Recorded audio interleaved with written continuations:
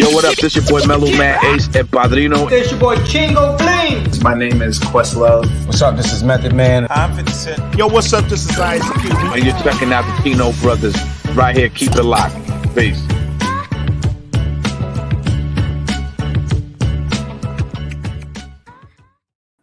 I always get pumped. For that intro, man. The intro comes on. Yeah. When that la hits you. I'm gonna turn this up a little bit. Pump for the Chino brothers, man. Oh my this gosh, is crazy. Dude. We're deep into it, man. This is episode 19, season 4. Dude, my house right now smells like the duck farm in Duarte. Like I have like this, like the smell is overwhelmingly bad. My wife is cooking this like chicken. Like my eyes hurt from the smell being so bad. Oh my! Well, that's Bakersfield every day, bro. So is that how Bakersfield smells every day? Yeah. When I first moved here, I was like, man, every day it's some new weird odor. And then now I've just been here so long, I just don't even notice. I guess.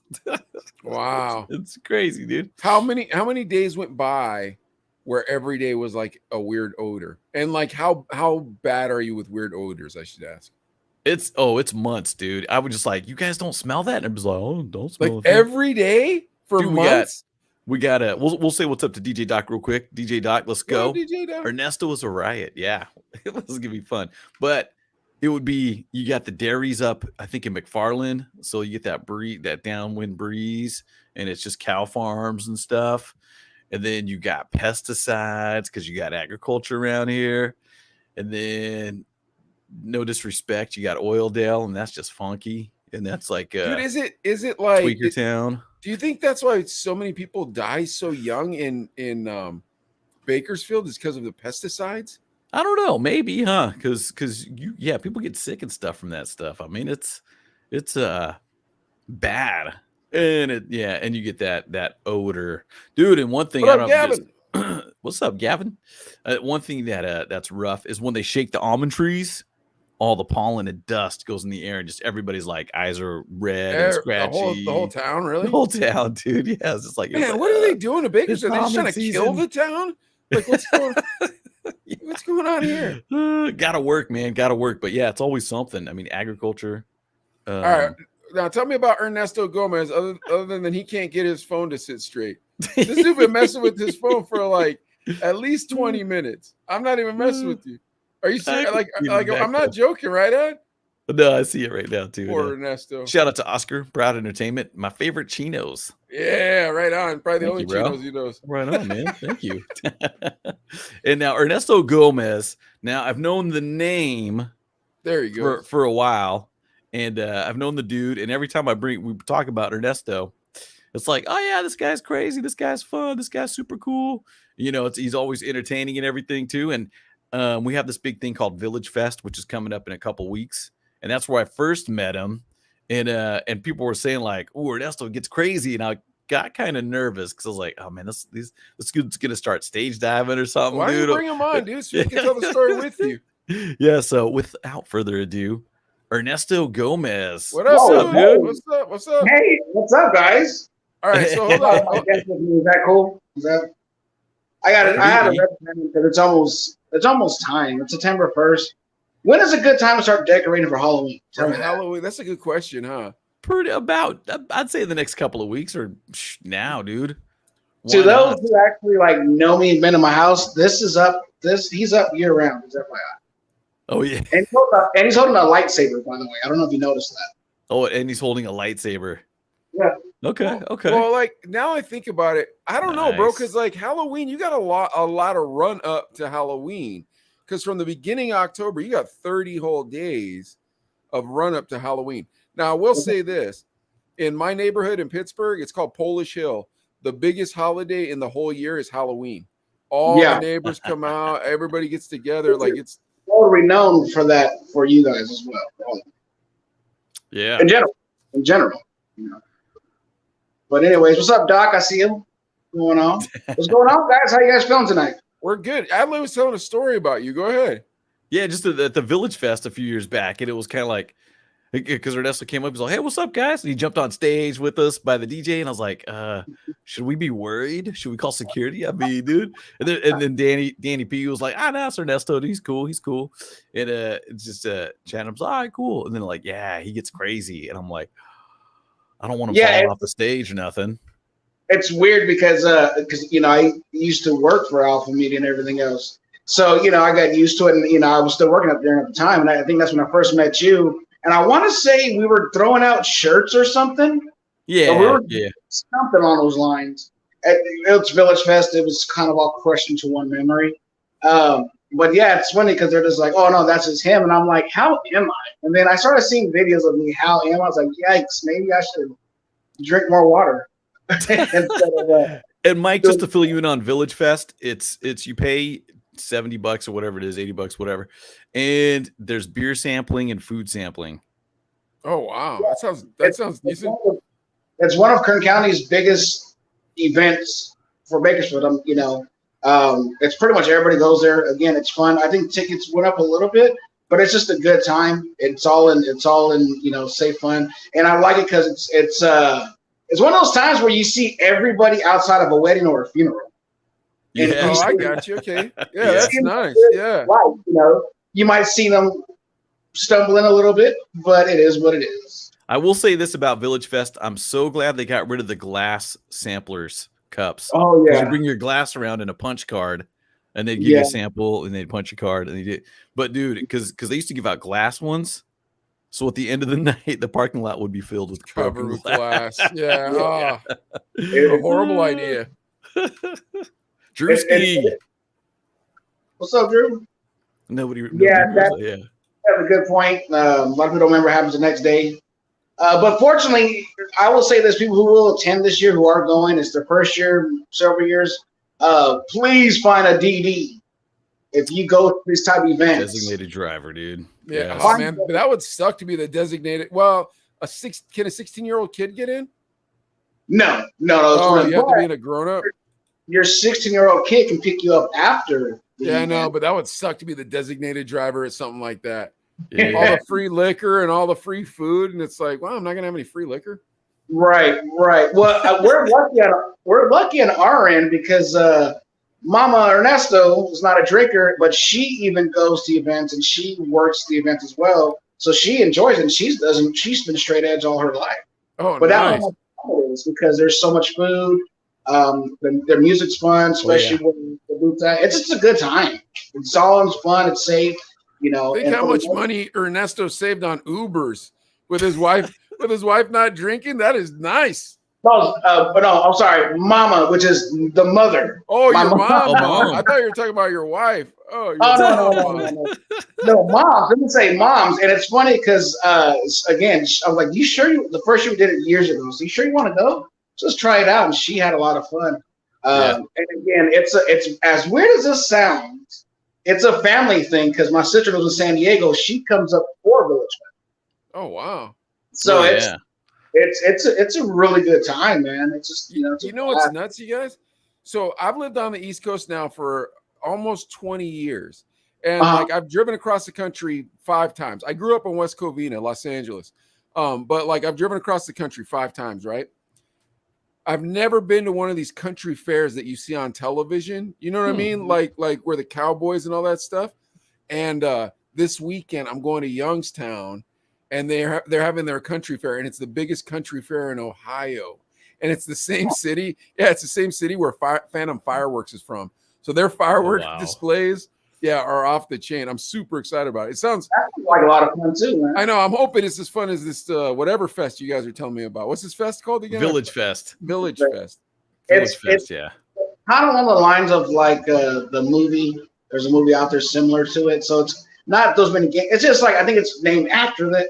But you got to be there, man. I mean, are you guys? Now I know you're going for sure. But Mike, are you going to that? To the Village Fest? Uh-huh. No, man. I haven't been back to California in a year, and my wife wants to go to Puerto Rico, so we're not going to come to California this year. I don't think. You much rather go to Puerto Rico than Bakersfield? How dare you? How dare you? Here come the jokes. All right, come on. So Ernesto, real quick, we have the worst STD rates and drinking problems. It's not a bad deal. And by the way, I heard your stories about how Kern County smells, and it's funny because Adelaide's like, "Do you guys smell that?" And we're so desensitized to the fact of like, "No, I smell what? It just smells like a regular Thursday night." It's just Kern County. wait, how long before you stopped smelling stuff, Adlai? Dude, it took a few months, but it's every day it smelled to you. Yeah. Oh yeah. It'd be like you'd walk out and be like, "What is that? Is that like an onion patch? What does that smell, dude? Something funky, dude. What is that, dude?" And Ernesto, I talked about Oildale a little bit too. Oh, God. And there's a distinct smell there too. And I'm not knocking it. Respect for the 08, but I lived there for 3 months. I remember, and I was like, okay, yeah, dude. Every day for 3 months, it was funky to you. Like you woke up, it smelled funky. Wow. Wait, you live in Oildale, or did you just go to Oildale, Adelaide? Wait, say what? You live Did there? you live in Oildale? Yeah, I lived there for Linda Vista. I lived on Linda Vista for a little bit. So, little behind the scenes, we prayed before the show, so now I get it because he's praying for all the things that he's seen when he was in Oildale. Oh yeah, dude. That's Oscar, by the way. So Ernesto, do you go by Ernie or Ernesto? Man, whatever they call me, I don't respond. It's funny. My sister calls me. I'll be 39 in exactly a month today, October 1st, and my sister still calls me Fat Boy to this day. Oh, so every Ernie I ever met is Ernie, but they were all Ernestos. It's just every Ernie I ever met was Ernie. You know what I mean? It's Ernie, Ernesto, even when I'm doing comedy, I go by Ego because my name's Ernesto Gomez. Okay. So the first Ernesto is E, and then the last is G-O. So just put it together. I like that. I like a comedian that has a name, has like a DJ name. You know what I mean? Like, yeah. And then I know I don't go by my DJ name here. The reason why I don't go by my DJ name here is because when me and Adelaide were the Chino brothers when we were young, I went by Sketch, so much so that nobody ever called me Mike. Everybody called me Sketch. People didn't even know my name. But then when I found God, I was like, I'm leaving that life behind me. So I never wanted to go by that name again. But I still like the name. If somebody calls me Sketch, I'm not like, hey, it's not like that. But Ego, what I want to know is this, bro. How do you get into comedy? How do you handle it? Like I would never want to do that. Like I want to, like, when I listen to Rogan and I hear all the comics talking and stuff, I'm like, oh, where that sounds like so much fun. But then when I think about it, it's like, man, you get beat up. So explain this. How did you want to get into this? So I always kind of been like a little jokester here and there, even like during high school time and so forth. And then it's weird because I behind the scenes, I play a lot of poker. I used to play a lot of cards, like all the time. And we had a little poker group and everything else. And it started as a friend of a friend was doing comedy down in LA, open mics, Comedy Store and so forth. I'm not sure if we can plug it, but open mics. And then he started doing shows here in town. Well, my buddy, which was his friend as well, he was like, well, let me just try it. So I think he did a competition, won $100 or something like that. So he started doing shows. I was going to the shows. And then there was kind of not so, well, first things first about comedy, don't ever heckle a comedian because that's the worst thing you can do. That would be so mean. That's risky. Yeah, I would never Why do something like that? You're paying money to see the guy. You might as well enjoy him. Yeah. Right, and I get it because people feel like, well, and you get this all the flipping time. I'm funnier than you, and you hear it. Okay, we'll go on stage. Oh, never mind. Well, take your seat. So, so my buddy was like, "Hey, we got a show coming up. Why don't you do it?" And it was so weird because Spectrum put together this show or something along those lines. So they actually have my very first show in some sort of vault back in 2009 of me doing comedy. Oh, wow. And so it was basically just friends doing friends, and then started doing shows, started traveling down LA, going up to Fresno, San Francisco, and it started getting bigger and bigger. Next thing you know, I started producing shows. And wow. Yeah, it just kind of just snowballed. And I remember at one point, still living here, I was doing like 3 to 4 shows a week. So I was going to LA on a Tuesday, come back. And then because I'm a normal person, I had a normal job. Then I go to Fresno, come back on a Thursday, and then Friday, Saturday. So it was pretty heavy, man. Wow. It was a trip. It's still a trip thinking about it. I'm like, damn, how did I do that? Well, so as a Mexican comedian, Like, were you doing like specifically like brown rooms? You know what I mean? Like maybe not necessarily like Latino rooms, but like, a mixed crowd of more brown, or was it like more Caucasians, or was it black rooms? Like how does it work? I don't even know how that works. It's I done everything under the sun, man. Like I done a birthday party for this guy's wife. It was a backyard birthday party. Like he called us like this random. That's cool. Yeah. And then like he was like, "You guys have a tip jar?" I was like, "No." So he brought this big old Oya of like where you like bobbing for apples, 10, and he was like, "Here," and he just put it in front of us. And nobody had no idea who we were. They're just like, "Hey, how do you guys know each other?" So I done that, and I done Fox Theater a few times, 2-3 times. Okay. I done diverse of what they call, all Latino shows before. I done some festivals like that. I done what they call urban crowd, if you will, being politically correct. Yeah, so I done everything. I even did a show. It was something on a Brown and Brown or Brown or something, and it was down in San Diego at the Comedy Store down there, and it was for Latinos and hope I get this correct, Punjabis and Indian. Now, do you find yourself pigeonholed in the gigs like that, or do you find that it's an open field where you could do comedy in any direction? Usually, you can do it in any direction, but a lot of times, if you'll see comics kind of looking at the crowd to see how the crowd's going to be off their reaction. I'm not gonna I done like Christian events, I've done church plays and everything in between. So I'm not gonna go out there because I have sometimes profanity in my comedy.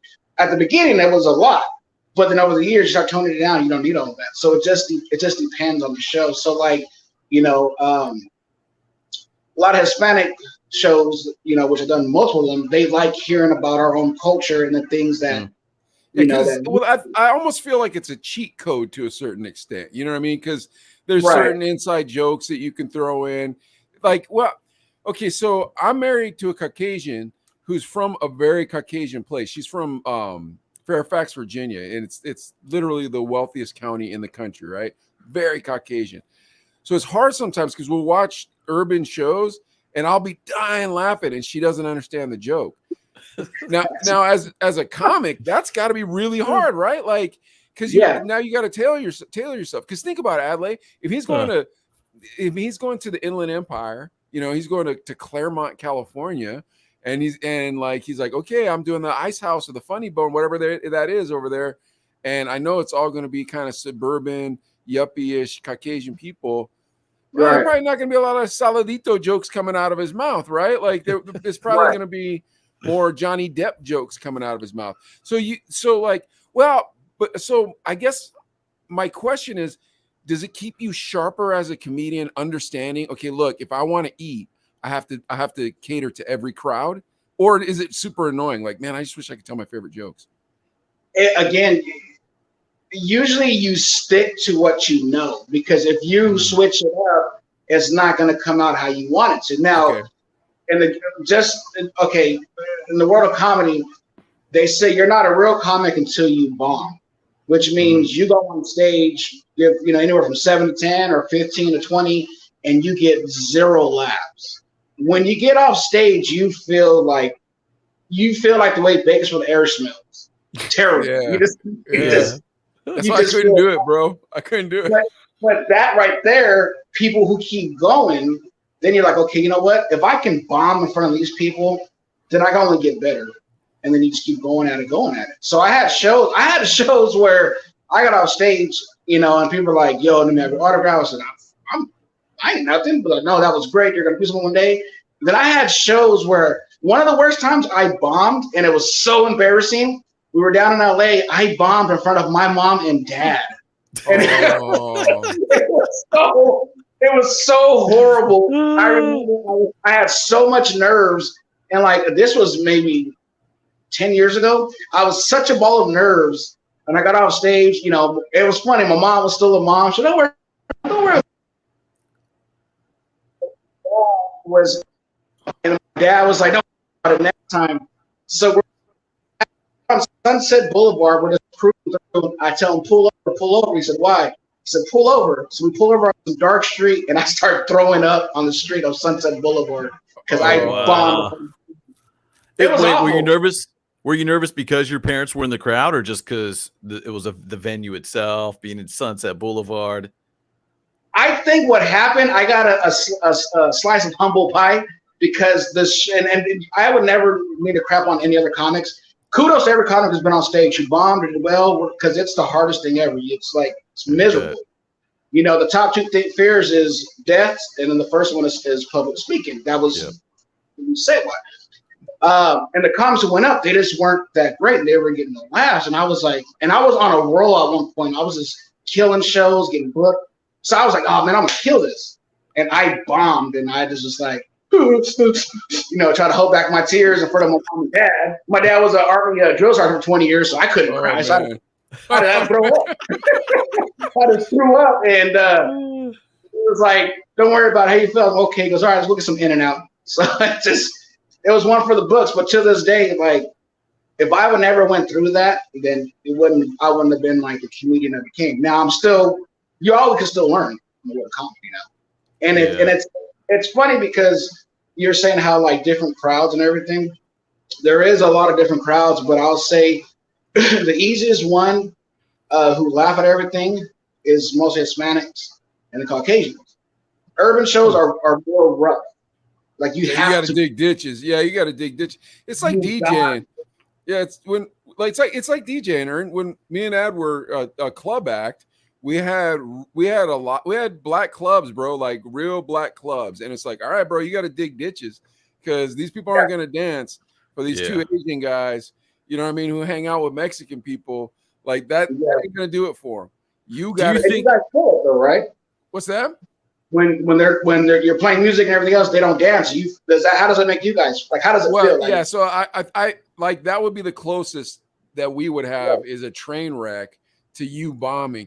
So like a train wreck, but like you dig ditches, bro. You know exactly what I'm saying. You smell for every little bit of room you're getting, and then try to dig your way into it, and then try to dig your way into it. If you can get there. But when you light those rooms up, whoo, man, those rooms appreciate you. Those can be the toughest crowds to please, but they'll show you the most love if you turn it out. Yeah, no, there was, like I said, I had more bad shows with the urban crowds than I had good, but the ones that I did good, if you get a good hard laugh within the first minute or two, they're with you. You know, like that's with any crowd. And there are some shows when I got off stage and I was like, yeah. And I'm only 5'5". I thought I was 5'7" at that point. A couple extra inches, I got you. Ernesto, how do you build a set? Like, how do you build an hour? You know what I mean? Like, I hear this all the time when I'm listening to podcasts. They'll say, how much time do you have? You know, well, I built blah, blah amount of time. How do you do that? What's that process like? A lot of it, for a lot of comedians, even still to this day, we have, and I used to, but I do my phone now. We used to have notepads or anything, and we'll think of something that's funny, and we would write the idea down. It's kind of like an idea board. You write something, you know, like for example, I'm on a podcast. Okay, this happened, and you just make jokes off of that. So I would have a premise. I had a joke I did for years about a coworker who had an ugly baby. So I would have put an idea, ugly baby, and I would go off of it. And it just you keep going, and then you time yourself. Like I used to just in front of the mirror time myself, my motion, am I going too fast? Am I going too slow? Especially when they tell you, okay, you know, we're doing a show in Delano and you got 12 to 15 minutes. That means 12 to 15 minutes, you can stop at any time. So you go, well, okay, I got that. Most of the time we have that in our back pocket. But if you're trying to do like 45 minutes to an hour, then you might have to start doing adding more stank to your joke. I got you. Couple extra exclamation points, couple extra. Oh, and she knows it. That type of stuff. Yeah, it's not, but not like Jerry Seinfeld type stuff. Like, what's the deal with peanuts? Even though he can. Dave Chappelle actually was saying, and it's funny because it's true. Because he was like, he on his special, you know, he's like, I'm good because I'm so good. Like I can write jokes in reverse. And what he's doing is he's writing jokes with punchlines already without a joke. Yeah. So he's doing the same thing, but we're writing ideas. He's like, here to have the punchline. And that's the level. Her in the beep. Yeah, yeah. So like, you know, that part is true. Like, how do you get to that? I can't even, you know. But it's a good time. A lot of it for my jokes, just like life experience or relatable stuff. I think it's a lot of sharpness and going up a lot too. I think it's a lot of at bats with comedy, because you kind of get the rhythm of how people will respond to the way the words you sound in that fashion, and then you go, okay, can I tighten it up this way? Can I tighten it up a little better that way? And that's why when you see the hour, it's so even from good guys. Well, and that's the next thing, Ernesto. I'm not trying to sound mean, but it seems to me that we have 90 garbage comics right now that everybody thinks are amazing, and 5 goats, and then goats that are dead that you go back and listen to them. You know what I mean? Like Patrice. You know, it's like, dude, I'll listen to Patrice forever. Like I'll listen to old Patrice bits. I'll listen to old Patrice, Opie, and Anthony way before I'll listen to. And this is no offense to anybody, but I don't think Bert Kreischer's that funny, man. I'm not trying to be mean, and you might love him, but him and the other one, what's the other one that he has the podcast with? Tom Segura. I don't think Segura's that funny. Huh. Okay. And see, and that's the beauty of it, because I know for a fact that there's people out there like this guy. Sure. Yeah. And then I know for a fact people out there like, dude, this was Ernesto did amazing. Like, this is great. I'll go see him again. And that's the part of it. It's just like you can do that and pick and choose. But ultimately, I always say this: if you get on stage, even if you're the crappiest comedian, that right there is respect, because right before you get on stage, you get that butterfly. Like if you gotta go almost use the restroom, but then on stage it goes away. So I do. There's some comics I won't say I done work with before in the past, and I was just like, I can't do it again. But I give them respect as a comedian, just like with DJs and on airs. You give them all that. You can't do it again because they're just not good to work with. You don't like working with them? No, it's just like, so like I said, when I first started comedy, I was like a terrible potty mouth. I thought that was the way. Yeah. And I backed it up a little bit. And I still, don't get me wrong, I still say my words and everything. But then there's some comics who that's what they solely base that on. And then they use the crowd a lot, which is crowd work, which is fine. I do it every now and then, especially if I get heckled, I'm going to go in. But it's just like, it's to the point, it's like, yeah, this is obnoxious. But people love it. They're just like, F this, F that, look at this and that, whatever. And people love it. And I'm just like, it's not my cup of tea. Yeah. I got you. But to each their own, one of my favorites, and it's funny, do you guys remember Kato Kalin? Yeah. Oh yeah. His best friend. We did a whole like little mini tour with him. Oh wow. Wow. Without even saying it, can you tell me what his material was about? All OJ stuff, right? Yeah, had to be about OJ. 1,000, and it was funny, even behind the scenes in the green room and so forth. He was still, like, he was basically living on it. Oh yeah. Good for him. But the material he did, it wasn't cheesy. It wasn't like a cheap punch. Okay, he's using O.J. Simpson. He was actually good. Oh, really? Wow. Really? Yeah, he's actually funny, and a lot of it he did it. It was regular jokes, but of course everybody wanted to hear O.J. Simpson jokes. So he's like, okay, and then he did it. But he was good. He's actually a good comedian. Okay. Yeah, you kind of have to talk about OJ. That's like if you're Monica Lewinsky and you come on to talk about your handbags, and it's like, all right, well, you know what we're going to talk about, right? It's like, no, you can't bring that up. Well, then I don't really want to talk to you. What's the point? Yeah. Yeah, like that's not and I always try to be cool about that. Like if we have an artist on, like when we had Mellow Man Ace on, I didn't want to be like, hey, dude, let's talk about Mentirosa for an hour, because that's really the only way all of us know you. Like right. Like I don't want to do that. I want to talk about whatever project you're working on, but we do have to touch on what everybody knows, what everybody remembers you from. You can't I think it's silly when people are like, I don't want to be Urkel anymore. Well, sorry. Yeah. You're Urkel for a long time, dude. We did a show with a couple professional wrestlers, and of course they had jokes, but the crowd was wrestling fans. And then we did it with Kel Mitchell from Keenan and Kel. Oh yeah. Oh wow. Yeah, I love orange soda. He's the more crazy one. So Kel, actually, his wife, I don't remember if she is, but for sure his wife has family all in Bakersfield.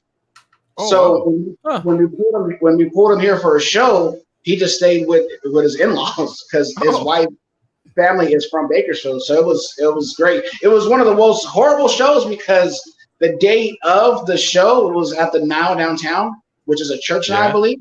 Yep. AC Mike's been there. The air conditioning went out, and it was in July. Oh my gosh!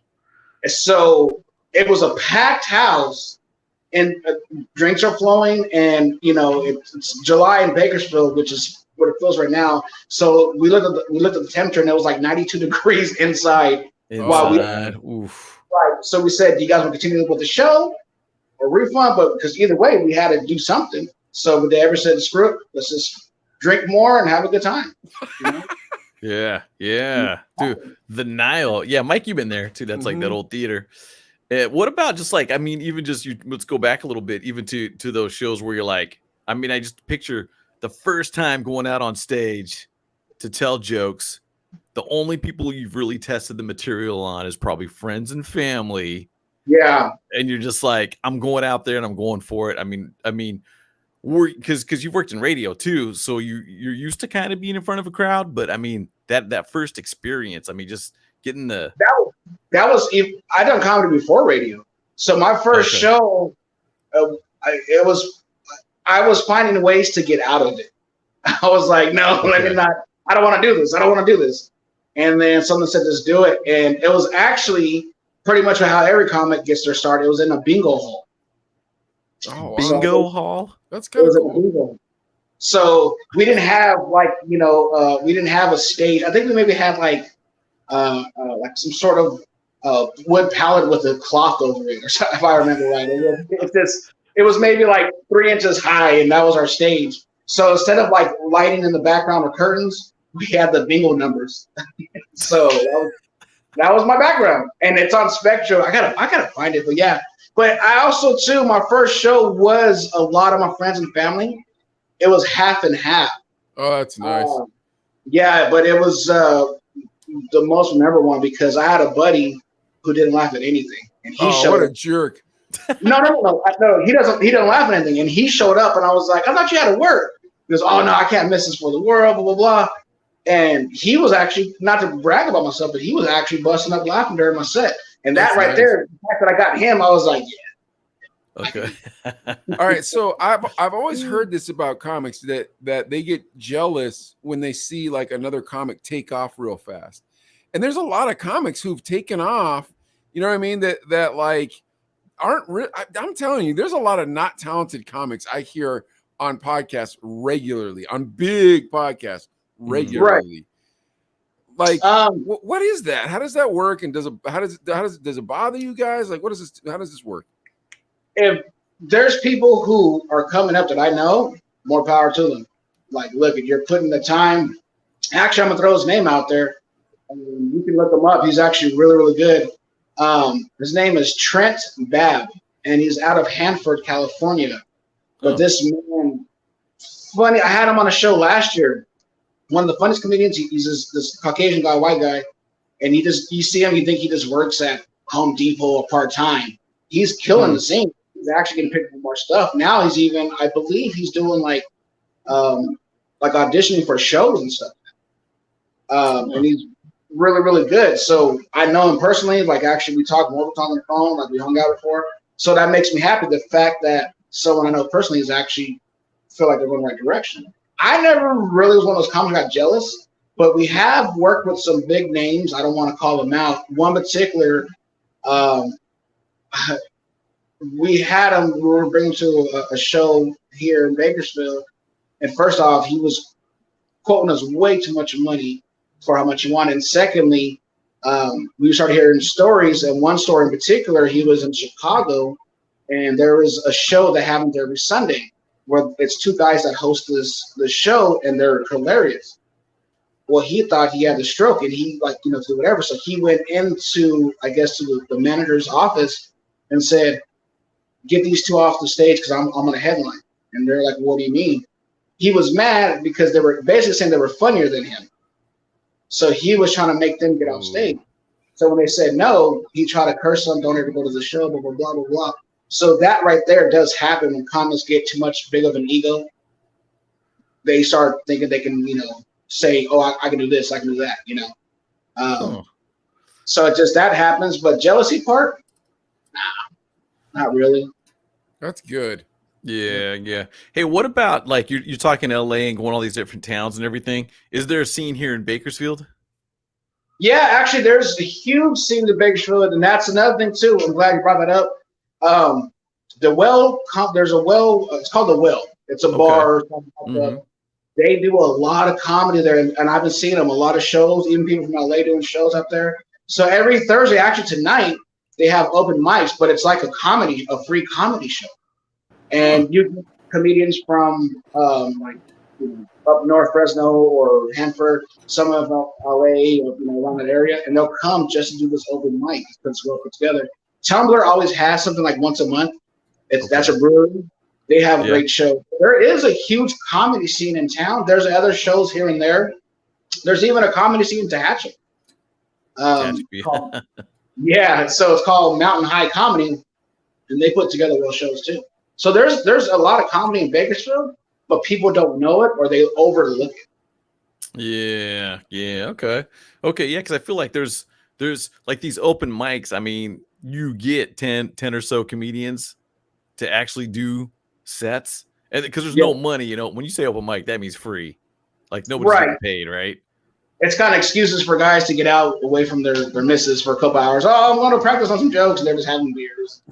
But it's like, oh yeah, I'm working out. But and also too, and no offense to the ladies, there's a lot of funny female comedians who don't use like, their body for jokes, if you know what I mean. What's up, Marcus? Okay. They actually have good material. So shout out to the ladies for comedy too, because ladies have it a little more harder, I think, because they gotta be a certain way of comedy, I feel like ladies got to be ugly in order to be funny, to be totally honest with you guys. I'm not trying to be mean or nothing like that. When you see a pretty lady comic and like she's slaying, I'm almost like, are you really funny or are you just pretty and so everybody's being nice to you right now? I'm just being honest. I'll say this. There's some hot ladies out there in comedy, and I that's a good perspective because it's like, okay, are you just hot or funny? Are you hot and funny or funny? Yeah, but I almost don't believe that's true. I'm thinking about this right now. So there's a difference between the comedy of a morning show DJ and the comedy of a comedian. And comedians are very sharp. So I remember one day me and Ad were talking, and he was like, you ever thought about comedy? And I'll tell you this story, Ernesto. There was one of those Latin something comedy festival type of thing coming through. Paul Rodriguez was the head. And then, 3 guys trying to make their way coming behind him. You know what I mean? And then one of the guys that was on the lineup, he was a jockey at the radio station before me and Adelaide got there. But anyways, so we're doing this remote. We got these 3 comics with us, and they're promoting the show. And they're just going down the row, clowning every single person in that parking lot in like articulate fashion. And I'm trying to even think about keeping up, and I just wasn't quick enough. Like morning show guy, it's notice things that are abstract that other people notice are abstract, but people are embarrassed to say openly. Morning show guy doesn't know you're not supposed to say that, so he just says it, but it's just normal. Comic is, this is my muscle. I'm working it constantly because I need to make sure there are no gaps where there's not supposed to be gaps. Does that make sense? Yeah. They call what they call dead air. Yeah. So on stage, and it's just like all of us, we've done radio where, when you're on the mic talking, you're talking to thousands of people that you don't see or that are not in front of you. You don't know. It's still nerve wracking because you're just like, what if I slip up? What if I say this? What if I, and in comedy, you're on stage and it's just you. Like, I give props to bands, but if a guitarist stops playing or something, the drummer can still keep a rhythm until whatever. Or vice versa, you can still sing sort of in, but it's just you on stage and you're visually seeing people, and that right there, and everybody's just staring at you. Even thinking about it, I'm like, how do we do this? So it's different from I guess it's still the same level of a discussion, but it's it is slightly different compared to I done both sides. It's a different muscle. It's a completely different muscle. And Right. the more I think about it, it's this. So if you're a stage performer, here's how it works from safest to hardest. Safest, disc jockey. No, hold on, let me go back. Safest, wedding disc jockey. Next safest, strip club disc jockey. Next safest, roller skate disc jockey. Next safest, radio station disc jockey. And it keeps going down, right? Boom, boom, boom. Then in the middle, where it's not as safe, cover band. After DJs, cover band. You're a stage act, but you're safe, right? Because you're going to play Carry On My Wayward Son. Then after that comes, you know what I mean? Then after that comes band that had 2 or 3 good hits. Then after that, you know what I mean? And it goes down till you're finally garage band. Nobody's ever heard of you, and you're playing at the county fair for the first time. Then way after that is comedian. Comedian is at the very bottom of the list. It is the worst thing. It's the hardest gig, because even like so me and Ad, we were club DJs, and we were gutter club DJs. So it's the hardest gig as a DJ. But we're not playing our records. You don't like DMX? Right. Hold on, I got Busta Rhymes right here. Don't worry about it, baby. You guys, a little alarm going on. As soon as you lose that crowd when you're telling them jokes, you can't put Busta Rhymes on. No, you can't play Back the Thing Up or nothing. It's just you got to bring it back. So usually, a little behind the scenes, when that happens, and it happens to everybody, it even happened to except Jerry Seinfeld. Like, he pretty much got kicked out of the club when he first started. You gotta leave what they say, like a high note. So, in other words, if we're just bombing, what's up, Tim Casey? Hello, everybody. If we're just bombing, you gotta get to a joke to where it's gonna make somebody remotely laugh a little bit, so that way you don't leave on a low note. You kind of leave on a high note, because they're like, okay, he was funny. He wasn't that funny, but his last joke was funny.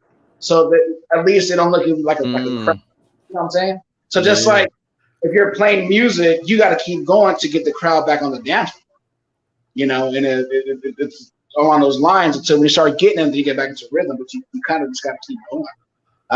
It doesn't work all the time, but I'll say about 8 out of 10 times that you're going to get a funny joke, and it's going to be one big uproar, and then, that's my time. Good night. It's all knowing when to get out, too. God bless you. Yeah. Knowing when to get out. Have you ever stuck around a little too long? Like you got a good one out of it, and then you stuck around and got boring again, or? I have. Like, I had it to where I was on this high of like jokes, not in a sense of any kind of drugs, but just like I'm just hitting. Every joke says boom, boom. Like, just like the whack-a-mole. Boom, I was hitting every single one of them. Boom, boom, boom, boom, boom. And after a while, I started losing steam, and I could tell. I was like, okay, let me get one more joke and get off. And it kept declining. And I can't remember what I said, but I hit it, and boom, went back up. I said, okay, it's time to get out. And a lot of times, too, it's you try to fulfill the timeline. So if you ever go to a comedy show and you start bombing, and you're supposed to do 15 minutes, and you only been in for 3 or 4. You gotta do what you paid for. You just gotta. All right. Well, here we go. Oh man, that can be a long time. 15 minutes can be a long time. Watch a lot, or Well, then you just kind of like you almost go to panic. So then you're holding the mic. And, so, how's your drinks tonight? And you're at like a church event. You're like, okay, well that didn't work out. It's just like, now what do I do? It's communion. So, right. It's like, oh, what's it do with holy water? And then you just. It's just bad, man. But then you just got to keep going. And one of my biggest fears was I did a Christian church play, and it was I was the only Hispanic on an urban cast Christian church play. Everybody in the crowd was an urban crowd. We had 3 shows, and I did my character, and surprisingly it hit pretty well. But for me, I was like, you guys are fine. I'm not. They're like, what do you mean? I was like, you know exactly what I mean.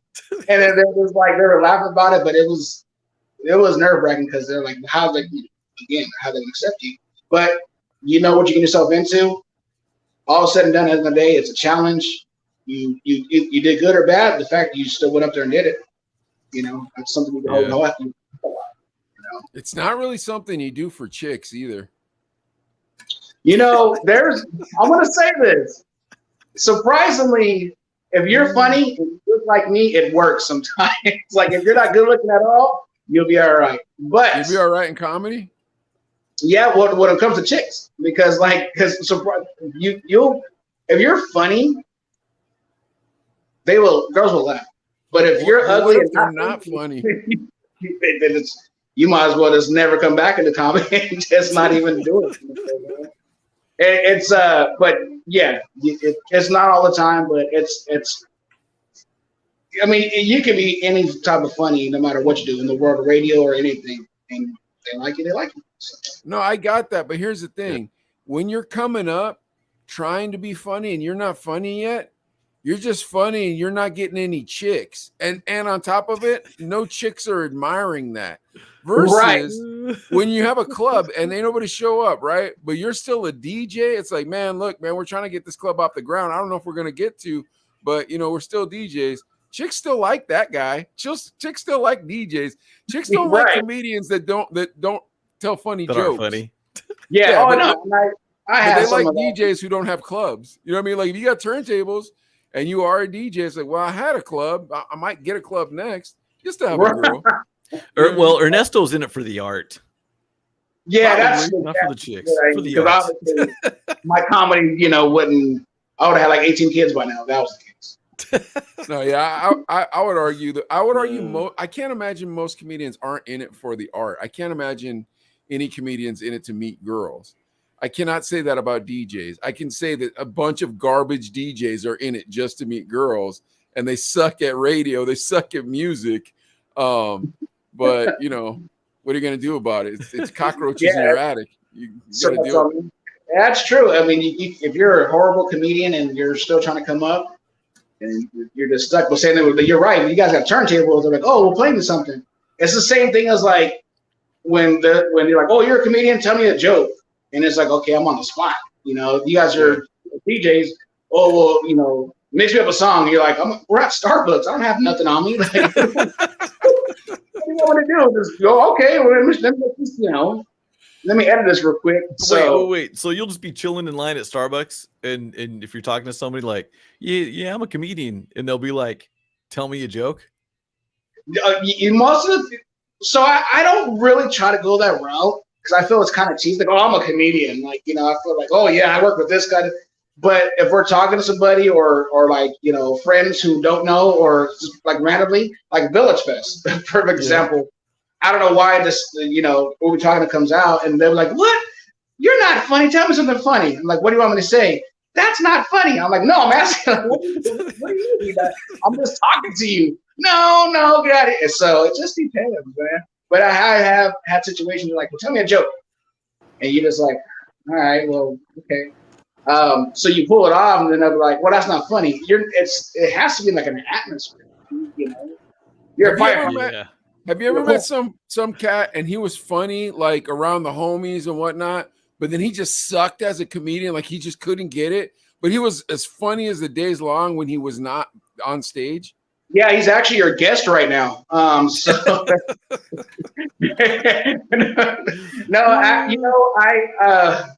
I had a couple of buddies who tried it. They were okay. I had an acquaintance who was talking up. He had a big game. Like, oh yeah, I had a couple good shows. I was laughing. I was like, oh, okay, well, just remember, you're gonna have a bad day. Not every day at work is a good day. And I was rooting for him, and he was up there. So I could do 12 minutes. And he went up there, and he had a lot of inside stories about his family, which never works because they don't know your family. People barely know you. And he was just bombing. Wow.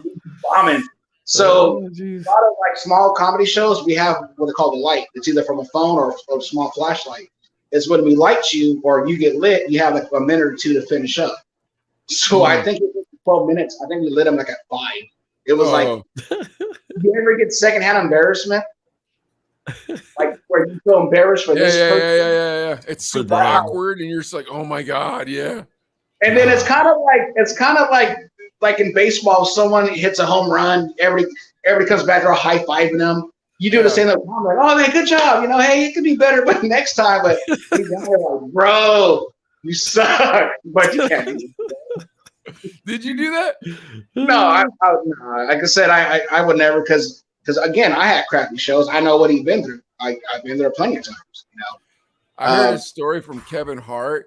He said one time he was on stage bombing, and Patrice O'Neal threw the yellow pages at him and screamed from the back of the crowd, "Just read that; it'd be funnier." Like that. Could you imagine your homeboy did that too? You're already bombing, you're already sad, and then he just caught you with a super good joke like that. That's what starts villains in the comics book, man. Because you're like, oh, you sound, that's horrible. That's horrible. And I can see that though. But again, if my homie did that to me, I'm nobody. I would probably cry. But Kevin Hart.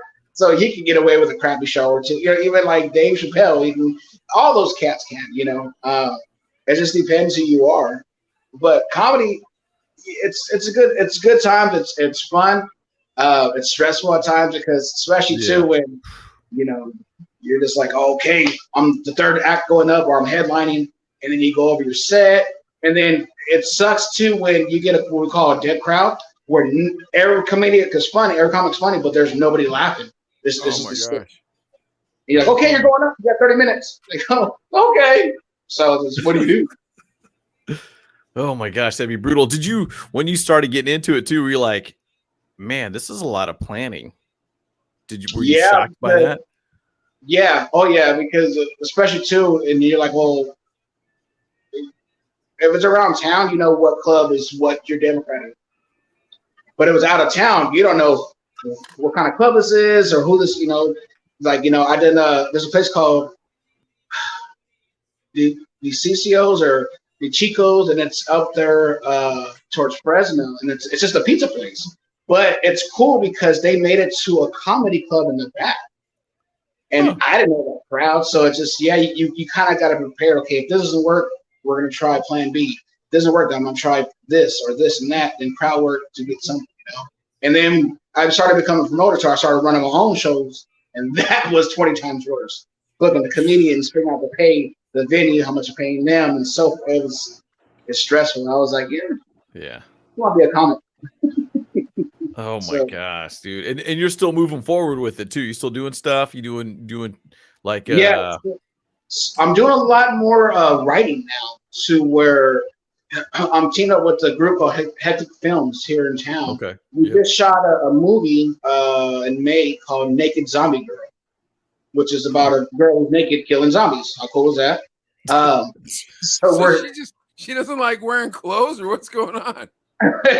without giving too much away, it's just a short film, like 35 minutes or so. I mean, I know you don't want to give away the plot, Ernesto, because it's coming up. Well, yeah, I don't want to say what she does, but she's naked. Why does she have no clothes? Come on. So, okay, it's like almost like a Quentin Tarantino movie. She's driving down this road, and it's just like, so it's all scattered time. That's what you're right. It's all old school. And the reveal is at the end of the movie why she's naked. Is that how this goes? No, actually, no. I was saying there's a part where she just stops for some reason, and she has a dress on. Her dress happens to get caught in the door, and oh no, and it comes off. There you go. Genius. Right? How much time did you put behind this movie? You had to write a better plot for why she was naked. Like she's running from something. Obviously, we pretty much know what that is. And her sundress that she's wearing, that's in the wintertime. I don't remember what it was, but her sundress gets caught, and she happens to have no undergarment on. And she finds a chainsaw and goes to work. So, Naked Zombies Girl, available now on Netflix. The chainsaw or the nakedness, Adley? Yeah, it comes in. Holes in this plot, Ernesto. Sounds dangerous. And what it was, it's like, you know what? We're like, what will get people's attention? And then we just stumbled across a comic book store, and I love comic books. I'm a nerd myself, but there were some guys in there, and I was like, yo, thinking about it. But see, I didn't come up with the idea. Ricky did, and Ricky was the one who was like, yeah, this would hit well with these type of guys. Not to be mean, but they had pocket protectors and glass. Not to be mean. You're a comic, dude. Here's the thing. You're a comic. You're never supposed to say not to be mean as a comic. You're supposed to just be mean. But like, When you're I supposed to be started- able to say it in a way that we don't get mad at you. I don't know how that works. Like, but it's how it works, right? Like, It's brutal. Bill Burr will say something, and if I said it, it wouldn't be as funny as how he said it. So because he said it funny, he could say it. So like, I don't think you should. I'm not familiar with comics saying I don't want to sound mean. What about you, Adley? Yeah, but I don't know. I even feel like sometimes even Bill Burr will do kind of like a disclaimer, almost like squeeze one in. You're like, because he brought up the Roe versus Wade thing. I don't know if you guys saw that, and he's kind of like, I love women, and but you're killing a baby. You can say like, that, bro, but I'll tell you right now. I was thinking about, when you were talking to Ernesto about the dead club, you're saying like you go to the dead club, you hear the comic in front of you, nobody laughs. You hear the next comic, nobody laughs, and you got to go next. Did you hear when Bill Burr came out in Philadelphia? Did anybody hear that comedy? I heard something, but I don't know exactly what happened. What happened exactly? So he was on a comedy festival, like Dom Herrera, like a lot of older school comics at the time, but it was, I think 98 or something like that. Nobody's getting any laughs, and they're getting booed. They're just getting booed and getting booed and getting booed. Bill Burr goes out there. It's on YouTube. You can find it, and just goes to town. Right. Yes. That's right. Making fun of Rocky. He starts making fun of the Eagles. He's just going to town. Boom, boom, boom, boom, boom. 23 minutes left. Boom, boom, boom, boom, boom. 19 minutes left. Constant booze. And everybody's just booing him the entire time. And all he's doing is just launching heat-seeking missiles directly at the crowd. He doesn't care. I could not stop laughing. That's the next thing that sucks, is being a comic in this day and age, because it's almost like the guys that already got in and have the giant podcast, they can say what they want.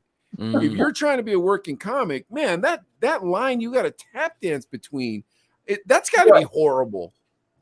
I started back in 2009, and even then, that was 13 years ago, going to be 14 years ago.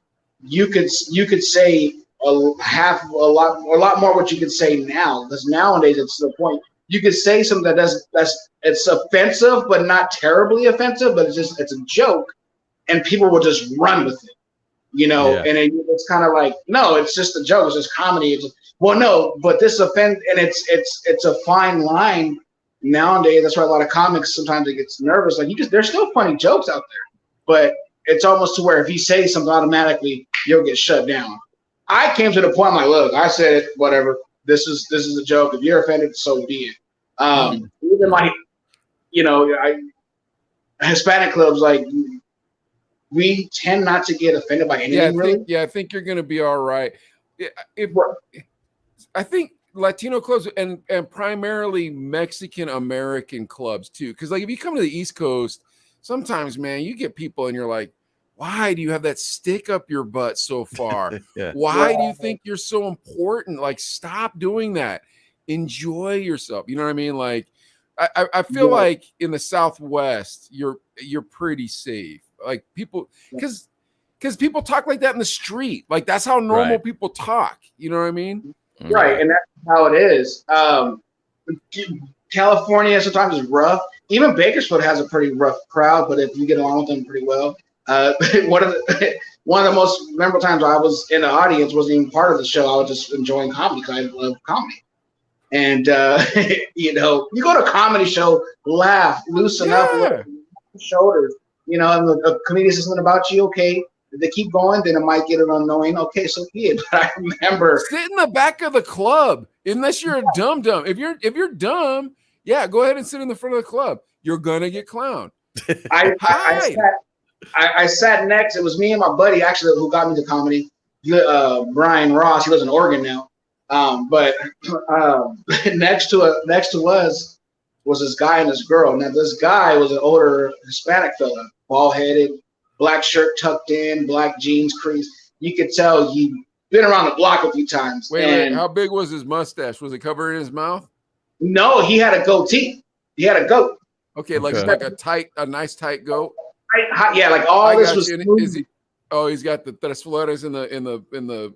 No, he had a bald head. It was like one big ball. It was shiny, perfect. It was just like he just used tape throughout the whole thing. It was beautiful. So he tattoos, you know. Yeah. And this comic. Why is he sitting in the front of the comedy show? Is he just begging somebody? I don't know, because his girl who was with him, she also, you could tell she made some Art Laboe dedications to him at one point. Because I got it. We used to work for that cat.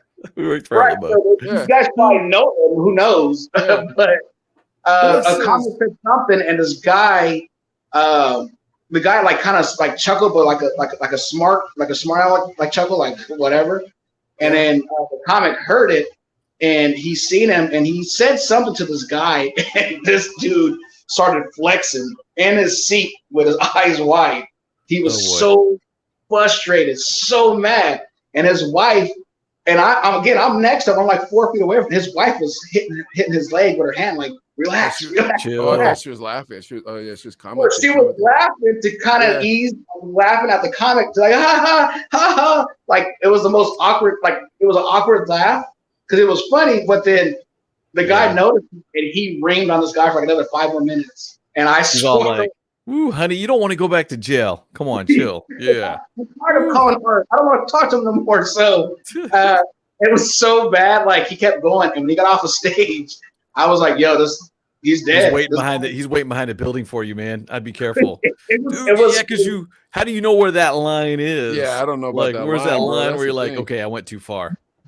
You can tell that line, but again, that's why I used to do crowd work, and it's fun. It's real cool. If you do crowd work, that's great. That's hard to do.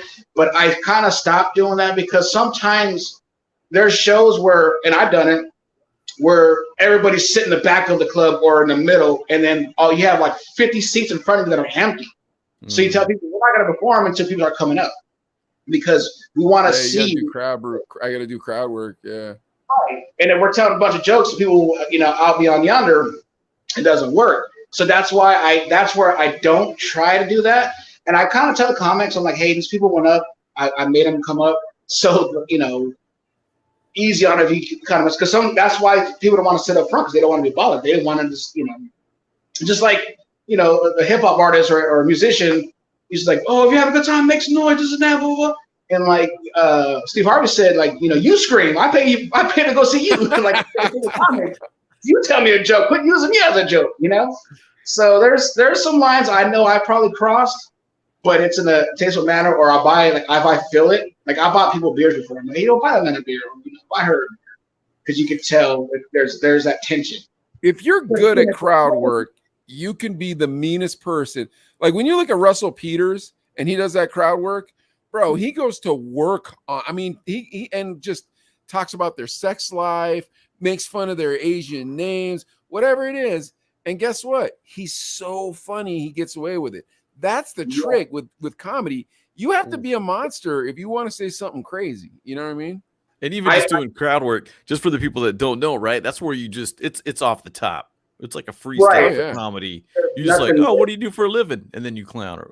So I feel like, dude, that's risky because it could backfire. But you got to be on top of your game, man. That'd be even more scary than just having your set already. I think actually the fun, it just popped into my head when you said crossing the line. I know this sounds really weird, but 2 years ago, actually, it's going to be 2 years. October 3rd, my buddy got married, and this is during the pandemic. So you couldn't go to a hall like that. So he has a huge backyard. So we had a backyard wedding. And I was in the wedding and everything else. And they had a DJ, but they wanted someone to kind of like host it, like, if you will. Okay, we're doing this next, this, and that. Okay. So, I was like, you sure you want me to do that? Because, they're like, yeah, it's fine. I was like, okay. So we're like, look, because everybody wants to talk at weddings. We're like, no, the best man and the bridesmaid, whatever this is called, they talk, that's it. A little speech to them, but done. Of course, drinks are flowing, and then there's her bridesmaid was just sloshed. And the best man started talking. As he was talking, one of the bridesmaids just grabs a mic and starts crying and talking and this and that. And she's just like super sloppy drunk.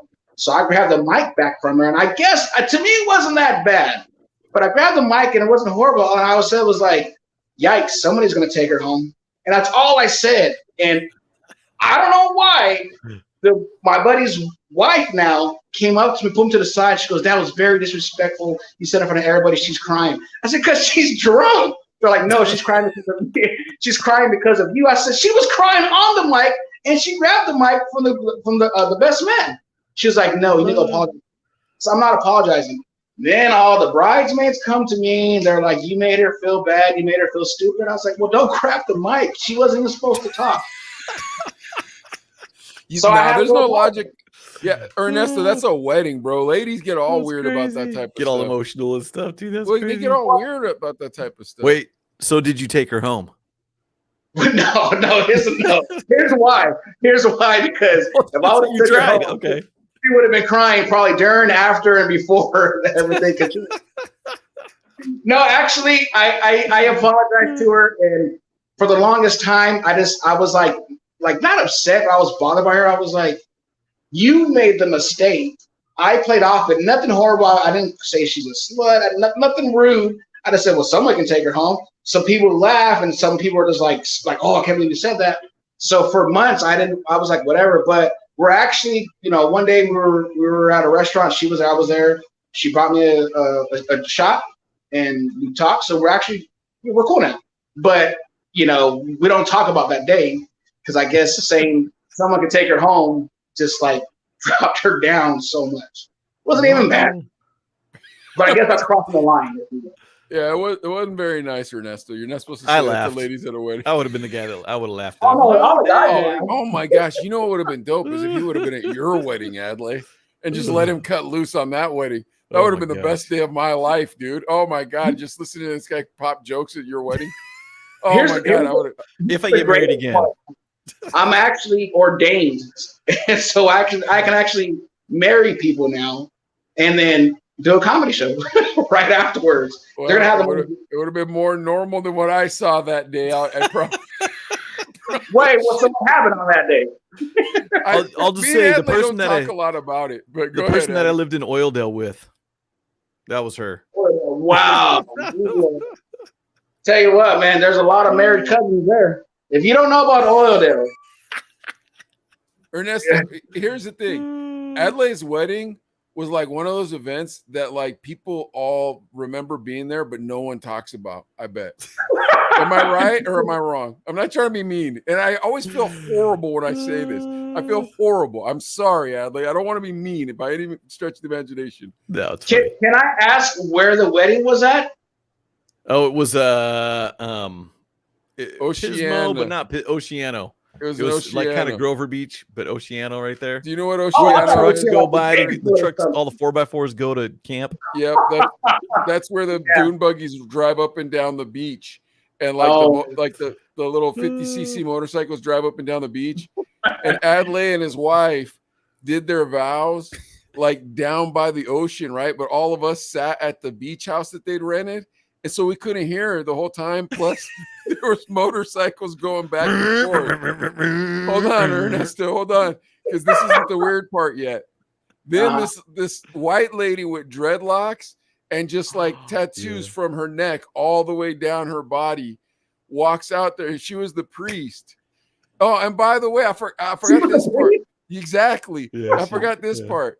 I didn't know that it was a casual wedding because I'd never heard of one of these before. So me and my wife were dressed up, and everybody else was wearing Hawaiian shirts.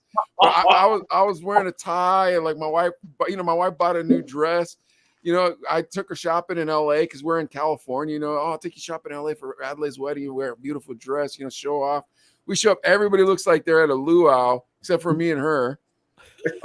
That's right. Yeah, and then that's a memory. That is comedy material right there. I know, bro. Trust me. Like that's why I wish you would have been. I wish you would have hired you for that day. I would have just been like, "Oh, word, this is the best thing ever." I would have been laughing so hard. I'll say this: there's certain conversations that happen at that wedding that I won't talk about on the air that I will talk with Adley about off the air, and he'll be like, "I knew that." Bye, bye, bye. He'll get all mad about it and stuff. I want to know now. Man, I'm telling you, it was very unique. Hey, it was catered by Splash Cafe. The food was good. The food was bomb. Good. Yeah, the food was bomb. He had that lobster bisque. He had this lobster bisque in a bread bowl. That was pretty bomb. It was bomb, dog. I'm not gonna lie to you. The food was off the chain. Like that's how Asian people do it. You know what I mean? I was like, okay, cool. Like we're good like that. You know what I mean? Just everything else was weird, bro. And the hard part about it is the only person in that place besides my wife that I would sit in the corner with and go, hey man, isn't this weird? Was getting married that day. So I couldn't tell him. Like I couldn't be like, hey homie, come here real quick. I gotta tell you something real quick. You know what I mean? Like, oh, that's great. So, I don't know, man. And you know what? And you want to know what else is weird, Ernesto? I never had the heart to bring it up to Adelaide until we started the Chino Brothers. That was like 10 years after he got married, man. For 10 years, I held that secret in, man. I was like, man, it's so weird, but I don't want to hurt his feelings. But then Adelaide was like, full circle, man. Well, afterwards, he was like, how much money do you think I had, Sketch? Come on. And I was like, oh, okay, that's true. Huh? Poor. Dude, I lived in Oildale. Yeah. I lived in Oildale. Are you familiar with Oildale? I'm barely familiar with Bakersfield, but I am familiar with Oildale because I went there on accident looking for pot. Because, well, it wasn't an accident. Right. That was the only place you were supposed to be able to buy it in Bakersfield. You know what I mean? So I'm in California. I'm like, I want to try pot because, you know, I can get it wherever I want. So I went to Oildale for it. Oh, my gosh, bro. You probably didn't get pot. I guarantee you it was something beyond pot. And no, I went. So I find this place finally off of Google Maps. And like I rented the car with, and I'm putting insurance on this car either. You know what I mean? So like I parked the car across the street from this dispensary, and it just has a big plastic sign, one of those rollaway plastic signs, and it says like, you know, 420 good times or something like this, you know? So I walk in, dude. Place smells like Cannabar for men. Like the whole place smells like ganja. I'm walking in, I walk in, and then all of a sudden, dude, behind the glass is the Popos. I'm like, oh man, this place got busted already. I'm walking in. I got children. I pay my taxes. I don't know business. You know, my pastor's gonna find out. I'm freaking out, you know.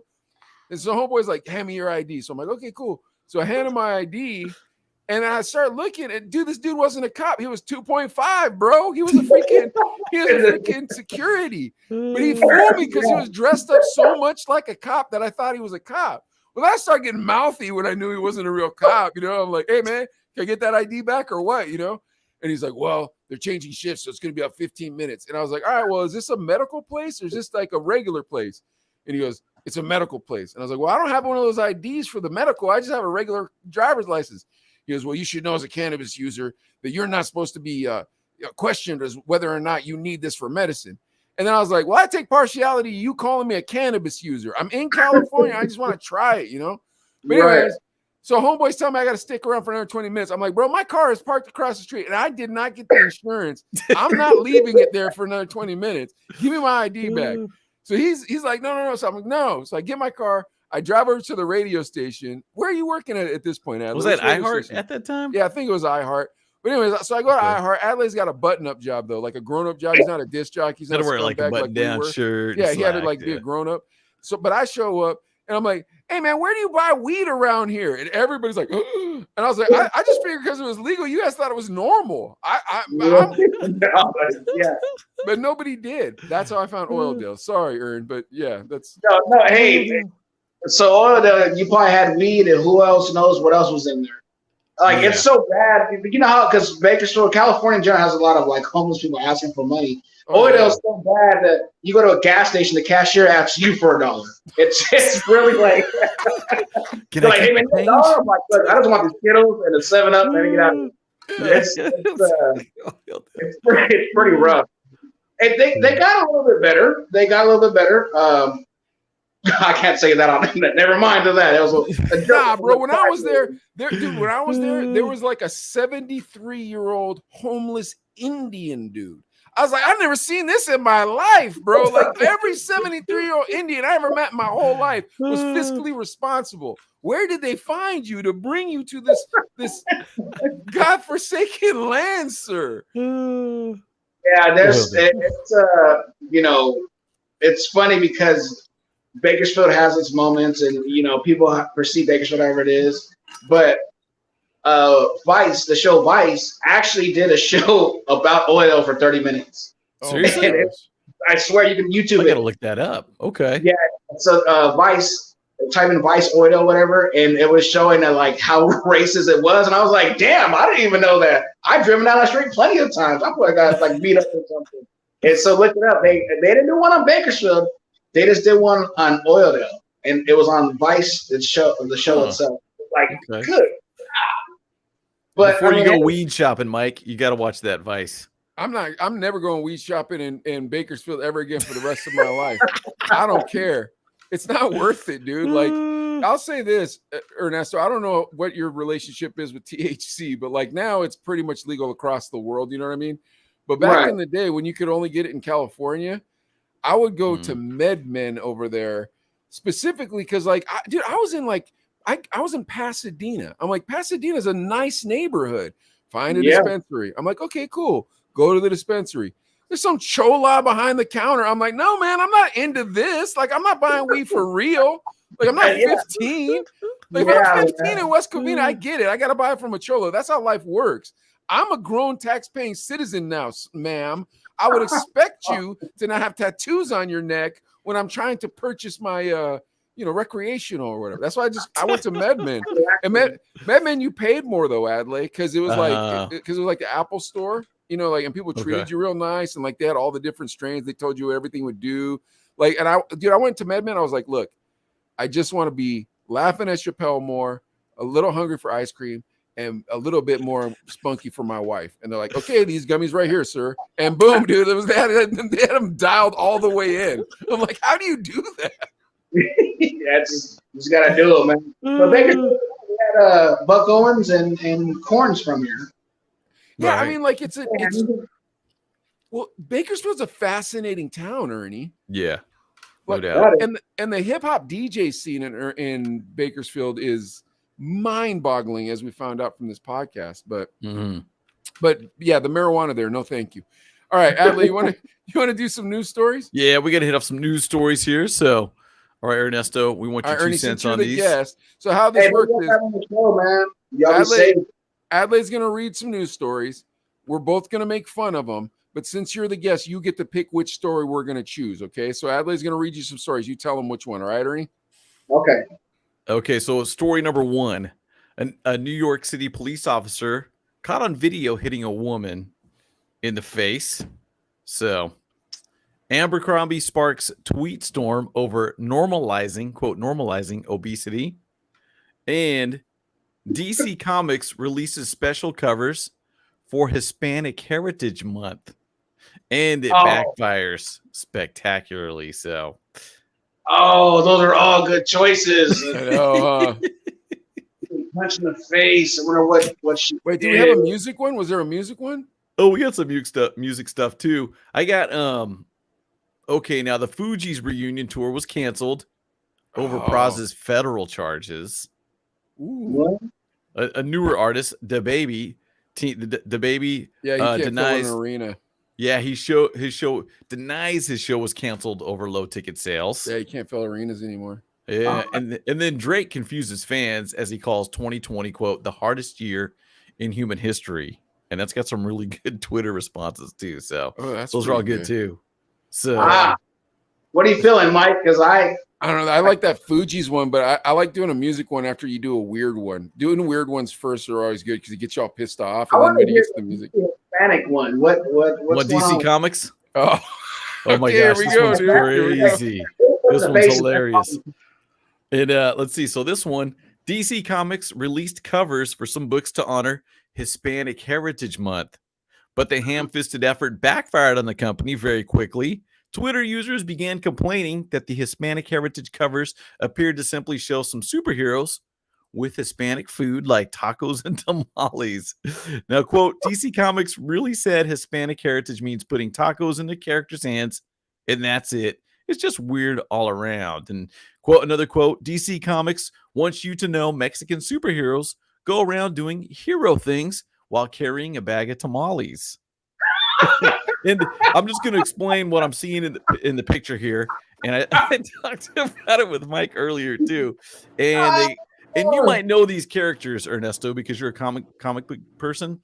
But there's a girl in yellow and black with wings, so she can fly. And they've got her at a restaurant with a bunch of plates in her hand, like she's a waitress. And it's obviously a Spanish place. I can't read all of it, but it's something They don't know what the character is, Adley. They don't tell you this is. It just says DC Comics, so it doesn't say. It doesn't which say one. Mexican Spider-Man or whatever. So she's in her comic book character. But plays out of Mexico. Yeah. Do you get Mike? Do you care if I share screen real quick? No, go for it. Let me do this real quick because I'll show you. Show you the picture real quick. See if this works. So right here you can see there's the. Can you open it up, Ad? Let me see if I can go bigger here. Oh no, that's only on my screen. Let's see if I can get out of here. And so is that her weapon? She just throws a taco and there's like a switchblade in it or something? Well, okay. This one here is a lie. The one in the yellow. Just kill it. Everybody, I think everybody can say it. Go ahead and kill it, Dad. Put us back in 3, because I want to get into this. Okay. And I'd rather get into this so that way I could edit it up and put it on the internet. All right. Okay. So here, this is where I'm starting to get. This is where I get frustrated, Ernie. And you tell me, okay? All right, and I don't care how anybody feels about politics. So I don't care if you like Trump. I don't care if you hate Trump. Does that make sense? I don't care about it. Well, and here's even the bigger thing. I forgot anything about Trump, and I was like, hey, man, the guy wasn't so bad. You know, he had a loud mouth, blah, blah, blah. But then the other day he went on Truth Social and said, we need another election, blah, blah, blah. Oh, that's why I don't like this guy. He's a blowhard a-hole. You're right. Okay. However, I almost feel like my disdain for white liberals aligns me with these weird MAGA people to a certain extent. How do you feel about this? About how like Trump and the white liberal thing of like trying to be like, hey, minorities, look, we were all friends, and it's like, I mean, you don't have to do this. It's forceful, and I think a lot of it years ago we didn't have to worry about it, but I think the way the world is now, we kind of got to deal with it. So I feel, to me, for example, that the comics where she has a bunch of plates and everything, I just said a joke. I said, that's not true. She's not a waitress because she's not pregnant.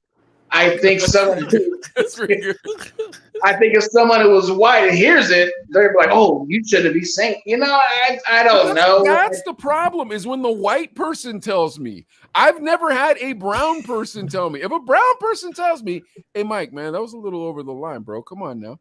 Then at that point I go, hey, you know what? I apologize. I do speak in broad strokes.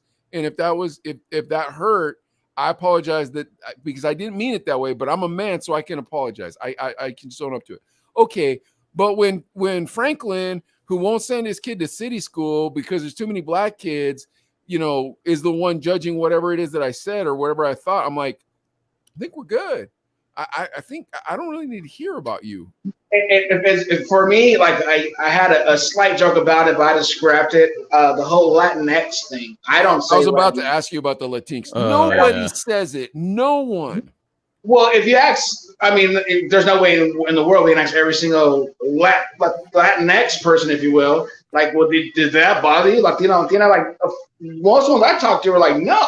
And I still don't say Latinx, but I was watching this little program the other day, and they were saying something to the effect of course, to our Latinx people. And I was like, Latinx? Like that sounds like alien stuff, like not illegal alien stuff, but it's close enough, you know? And I was like, that's probably what they're doing. But it was somebody pushing a pencil and was like, you know what? Sends me the word Latina.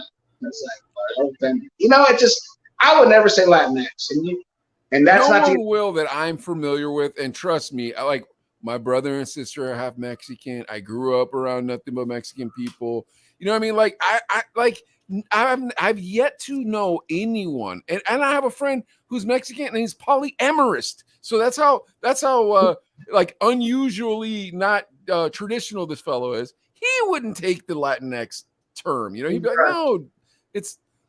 You gotta build everything off of like this, and like people are gonna say whatever, feel whatever, but if they're not your significant other, they're not paying your bill, froze. They're not anything to do with you in your personal life. Why worry about it? You know, they're gonna say or bill or do whatever. You know, and someone's always gonna get offended. God, just like a few few years ago, there was a Disney movie, something rabbit, some sort of rabbit, and there was a scene where a rabbit was choking on a fruit, and the rabbit said, Peter Rabbit, yeah. Right. So the scene, he was choking on a fruit, and he was like, "Oh, I have this disease, blah blah blah." Well, some Karens out there were like, "We're not watching this movie because my son has that or my daughter has that." We're like, what? So Disney had an apology. I was like, "What are you doing? It's a movie, and it's a fiction. This Peter Rabbit's not real. He's what? It's a cartoon or on animate or live film, whatever it's called." So it's just people get offended. So okay, 2 questions then. Is the answer just don't apologize?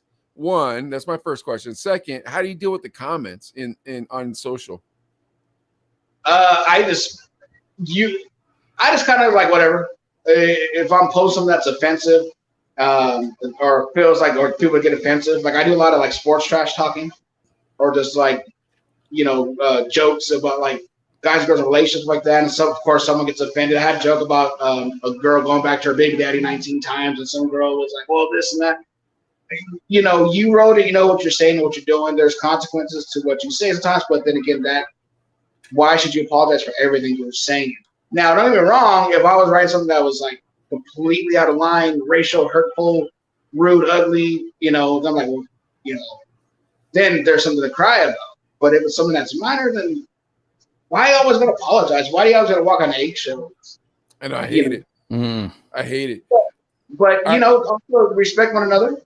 Respect other people's, they want to believe they're this type of way. And so I believe I'm skinny.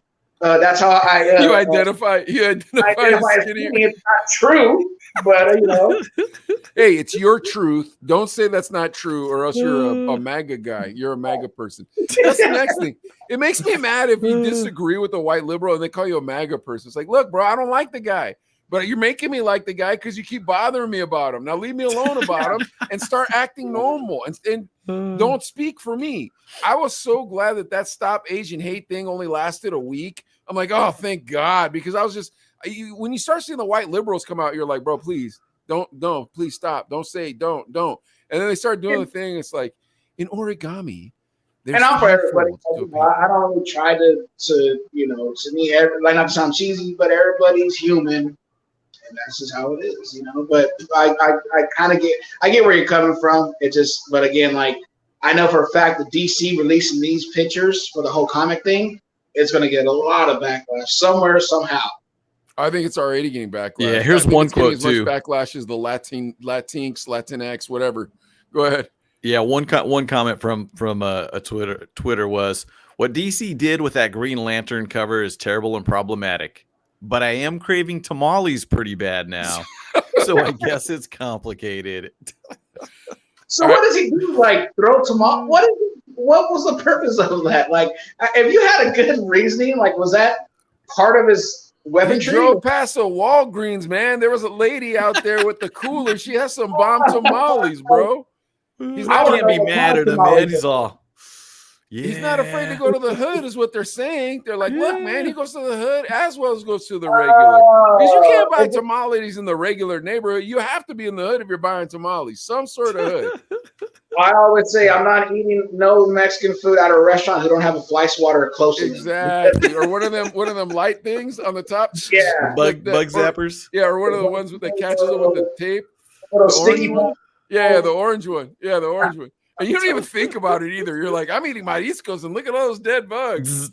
Yeah. Let's play a game of what's the solid, what's roaches. All right, hold on. Here we go. Adley, who do you think drew them characters? A white liberal, or B, someone that was a Mecha or one of those like ultra like, Che Guevara organizations? Who drew them comics? What do you think? White liberal or like some? Here's my answer for both. If white liberals thinking like, you know what, we got to represent them because it's Hispanic Heritage Month, and then the Mecha people are like, watch this. This is going to be crazy. So it really could have went either way. What month is Hispanic Heritage Month, by the way? Here's the crazy part. Hispanic Heritage Month starts on September 15th. Yeah. Why on the 15th? I have no idea. And I guess maybe it goes till October 15th. I don't know, Yeah. but it says it starts on. Is that right? I bet you it doesn't. I bet you the Hispanics get screwed. I bet you it goes to like September 18th or something like that. To be honest, A long weekend. Because like I feel like they change it every year. I remember it was like in October. Let's and keep then it real. This man doesn't even know when it is, Adley. And let's keep it with ourselves. Do you know what Asian month is?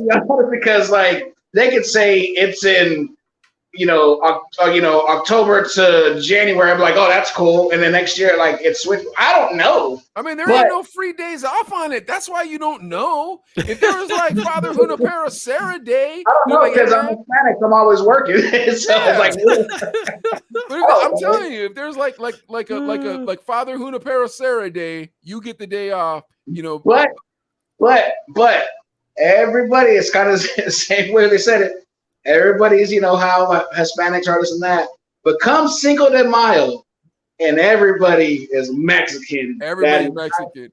That's true. That's true. But not in Pittsburgh. The next day, they're not. But in Pittsburgh, we don't. There's almost no Mexican people in Pittsburgh.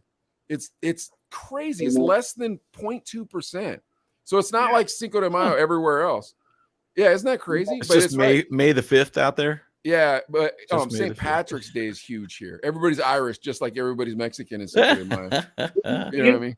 Like you said, you're in Pittsburgh. Where you say you're Pittsburgh? Yeah, Pittsburgh, PA, Pennsylvania. You guys celebrate like Taco Tuesday, like California does, or no? It's not, dude. When I first got here, like I went to Walmart and I couldn't find tortillas anywhere because I'd come from Tucson, so it was L.A., Phoenix, right. Tucson. So like I was looking for tortillas and beans and rice, just something to make myself, lunch. And I asked the guy, I said, hey, where are your tortillas at? And he took me to tortilla chips. And I said, no. And I grabbed the pita bread. I showed it to him. I said, see this? He said, yeah. I said, it's this consistency, but it's made of this material. He didn't know what it was. So then I said, oh my gosh, bro, we didn't have Chipotle until like maybe after I've been here 6 years. Wow. Do you guys have Hispanic restaurant, like Mexican restaurants there? Not really, like sort of, but not really, dude. It's like Rocky. You know, when you see the movie Rocky, it's like that. That's the type of place that Pittsburgh is. Yeah, and Adelaide knows, Bakersfield, in California, pretty much in California, Taco Tuesday is. Oh yeah, standard. Yeah. Tucson was the same. Yeah, Tucson was the same. Yeah, that's just a normal Tuesday. The Taco Tuesday, you go out. It's an excuse just to go out.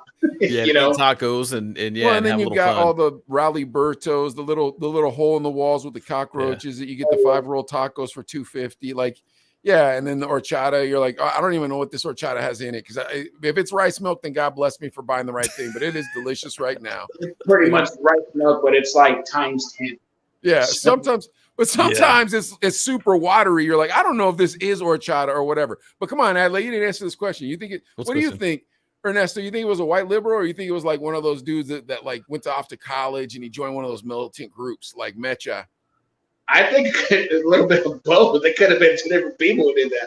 It's hard to say, man. It's hard to say these days. So I don't know. On one side of the table was a white liberal, on the other side was one of those Mecha cats. I don't. If anybody was in Mecha that's watching this, I apologize because I'm not saying you guys are all militant. I don't know what the QAnon of that direction is. That's as far of QAnon as I would know as Mecha.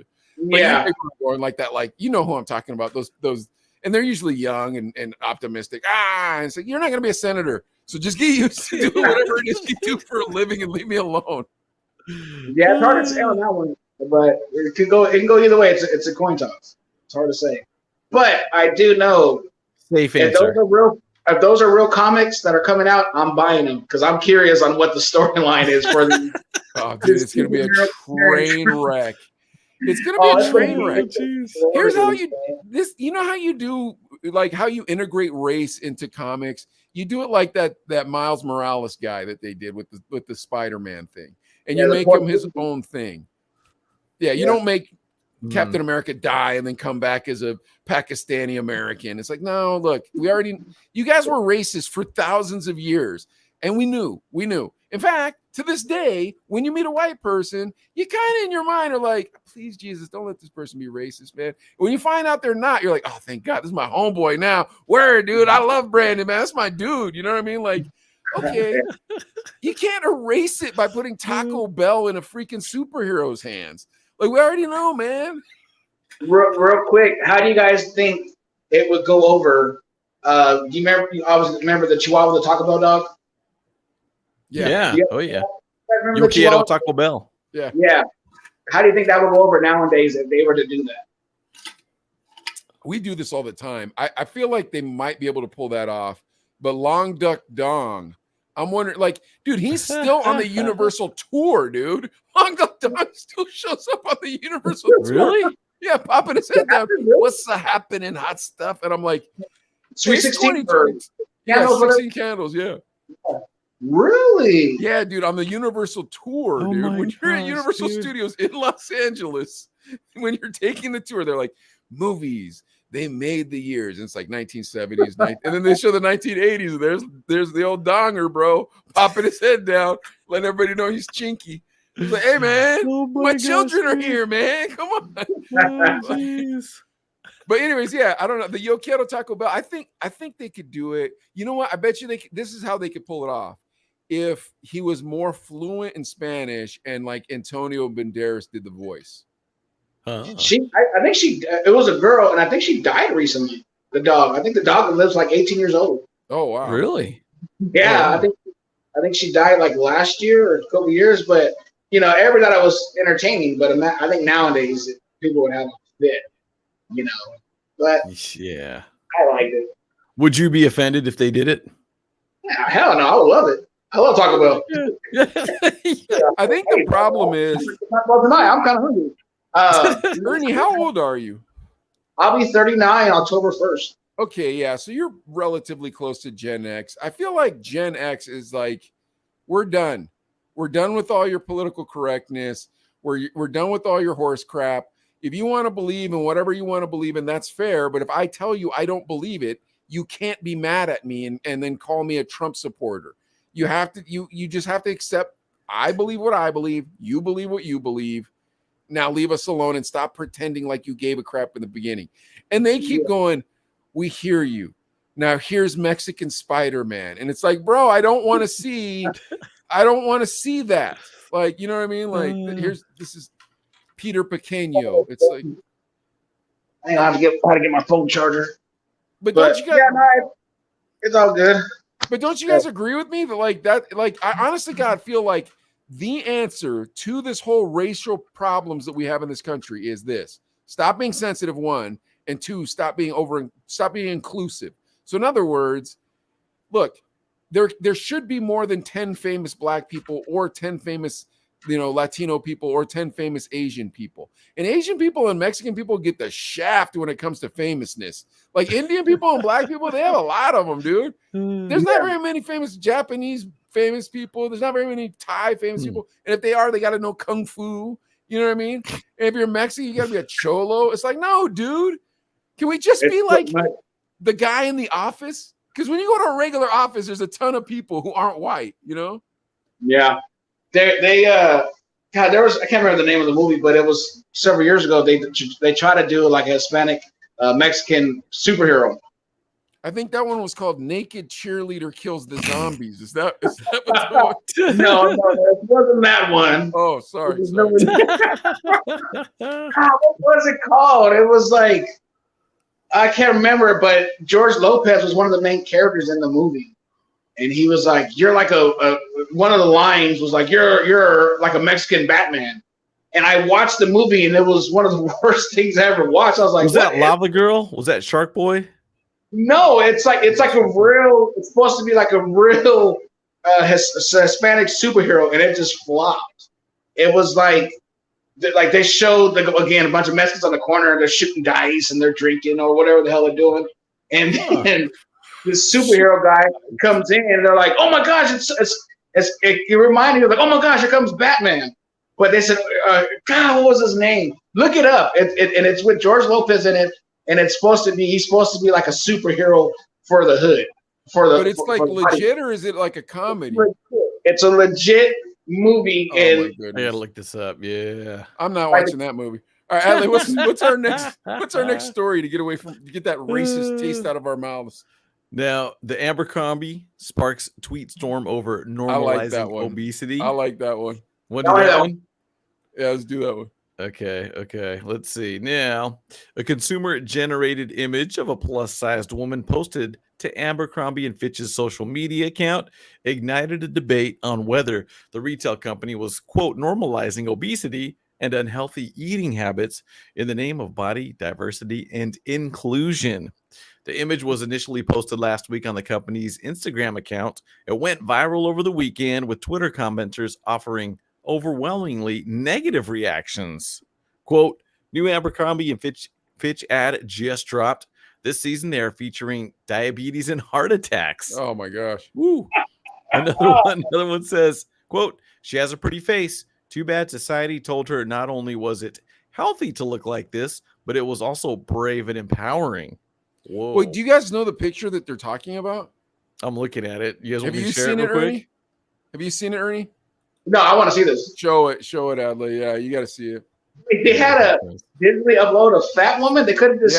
Yeah, that's the one. That's the one that they're talking about. Well, it's computer generated too, which means this person doesn't exist. Oh, this person isn't real. Oh, Yeah. that even makes it more weird. Yeah. So, all right. Now you got the eye full, Ernie. You know what's up. All right. So, And she's into comedians. Put us back in. Put us back in. I'm not funny. So you're not funny. All right. What are we doing here? Like, because here's where I'm at is like, okay, are people really that concerned about health, or are they mad because it's like, that's not attractive? What is it? I feel it's two things. I feel one way people are trying to justify, again, like I said, normalize obesity. That first, it's obesity. That's bad already. Like, you're not supposed to. That's terrible. Normalize obesity. You can't. I don't know. I feel people are trying to justify that being fat is okay. Like, I'm a fat guy myself. I work out and go wrong with that, but I'm still a fat guy. But I'm not justifying. I'm fine. I'm in okay shape. No, I know I'm fat. But there's people out there saying, no, you're perfectly fine. No, I'm not. And then on the flip side of it, people are like offended. Like, Abercrombie & Fitch is known for the skinny models and real skinny clothes, like real thin clothes. Yeah. You see this woman, I almost went off the edge on that one. Yeah, but they see this. Saw that. I had to go back a little bit. They seen her, which she's not even real. Again, it's kind of like back to that rabbit story, but she's not even real, and they're just like, this is gross. Will I say that? No. Will I think it? Maybe. I mean, but all right. So, I'm fat. I don't think any of us are. We can be all of us can be in better shapes. Yeah, 100%. Like, and so me and Adley talk about this all the time about not being fat. All right. I don't think it's about the fat part. I think it's about the dressing in too small of clothes part. Boom. That's another one too. What do you say, Adley? I just think, I mean, dress appropriately. You know what I'm saying, dude? There's a reason I don't wear tank tops. You know what I'm saying? I don't wear muscle shirts. There's a reason I don't. You know what I mean? It's like, come on, dress according to what you know. And you know what? I mean, if I wanted to, whatever, I guess it wouldn't be a big deal or whatever, but I wouldn't do it. I don't wear cut off t-shirts. You know what I'm saying? What about those Under Armour shirts that suck real tight to your skin? Do you wear those shirts? No, and I see dudes that wear those at the gym that it's like they have man boobs. Dude, it's like, yeah, it's holding it all together, I guess, but I see that, dude. But they don't think they have man boobs or something, dude. It's like you know what it's like? It's like when you talk to an ugly person and they don't know they're ugly. You know what I'm talking about? Like, you're talking to an ugly person and they're talking about getting chicks. You're like, bro, you don't get chicks. You don't say that, but you're thinking it. You know what I mean? That's like when you see that cat. He thinks he has muscles, but he doesn't. He's just wearing an Under Armour shirt. He's got it's a girdle, basically. Yeah, he's wearing a girdle, dude, and it's like dress properly. Now again, they're like, oh, you know, they can go. Well, if I dress how I want, sure. But I did limos and party buses for years, and I, was driving limos and did events. Our requirements to wear, your slacks, your tie, your button up, and everything. Yeah. If I was to wear, like I'm wearing a tank top right now, Adelaide, by the way, just FYI. Well, you can pull it off. You're in your house, So I try to. But if I was wearing a tank top, ripped shorts, and chanclas to the job, They're like, you're gonna drive us around? Like, no, you have to dress for the occasion. Just like in comedy, little behind the scenes. And comedy, unless you're that good, two things you're not supposed to do. You're not supposed to wear anything else besides pants. Like you're not supposed to wear shorts. Oh, wow. Unless you're super funny, and you're not supposed to sit down unless you're super funny. Oh, wow. So there's actually a dress code. Like I wear shorts, and I get hot year round. I sweat super I feel like easy. everybody wears fresh sneaks too. I always see dope sneakers when I see them comics come out. That's because the light's hitting me. So it's supposed to. But if you look at comedians, if they're, I'll say about 90% of the time they're gonna be wearing pants. There's a comedian named Brandon, he wears shorts, but he's hilarious and he's from here. But he can do that. But yeah, comedians are supposed to a dress code. You're supposed to wear pants, and you're not supposed to. Well, should there be a dress code for women who think that they look like Kate Moss, but they really look like Grimace from McDonald's?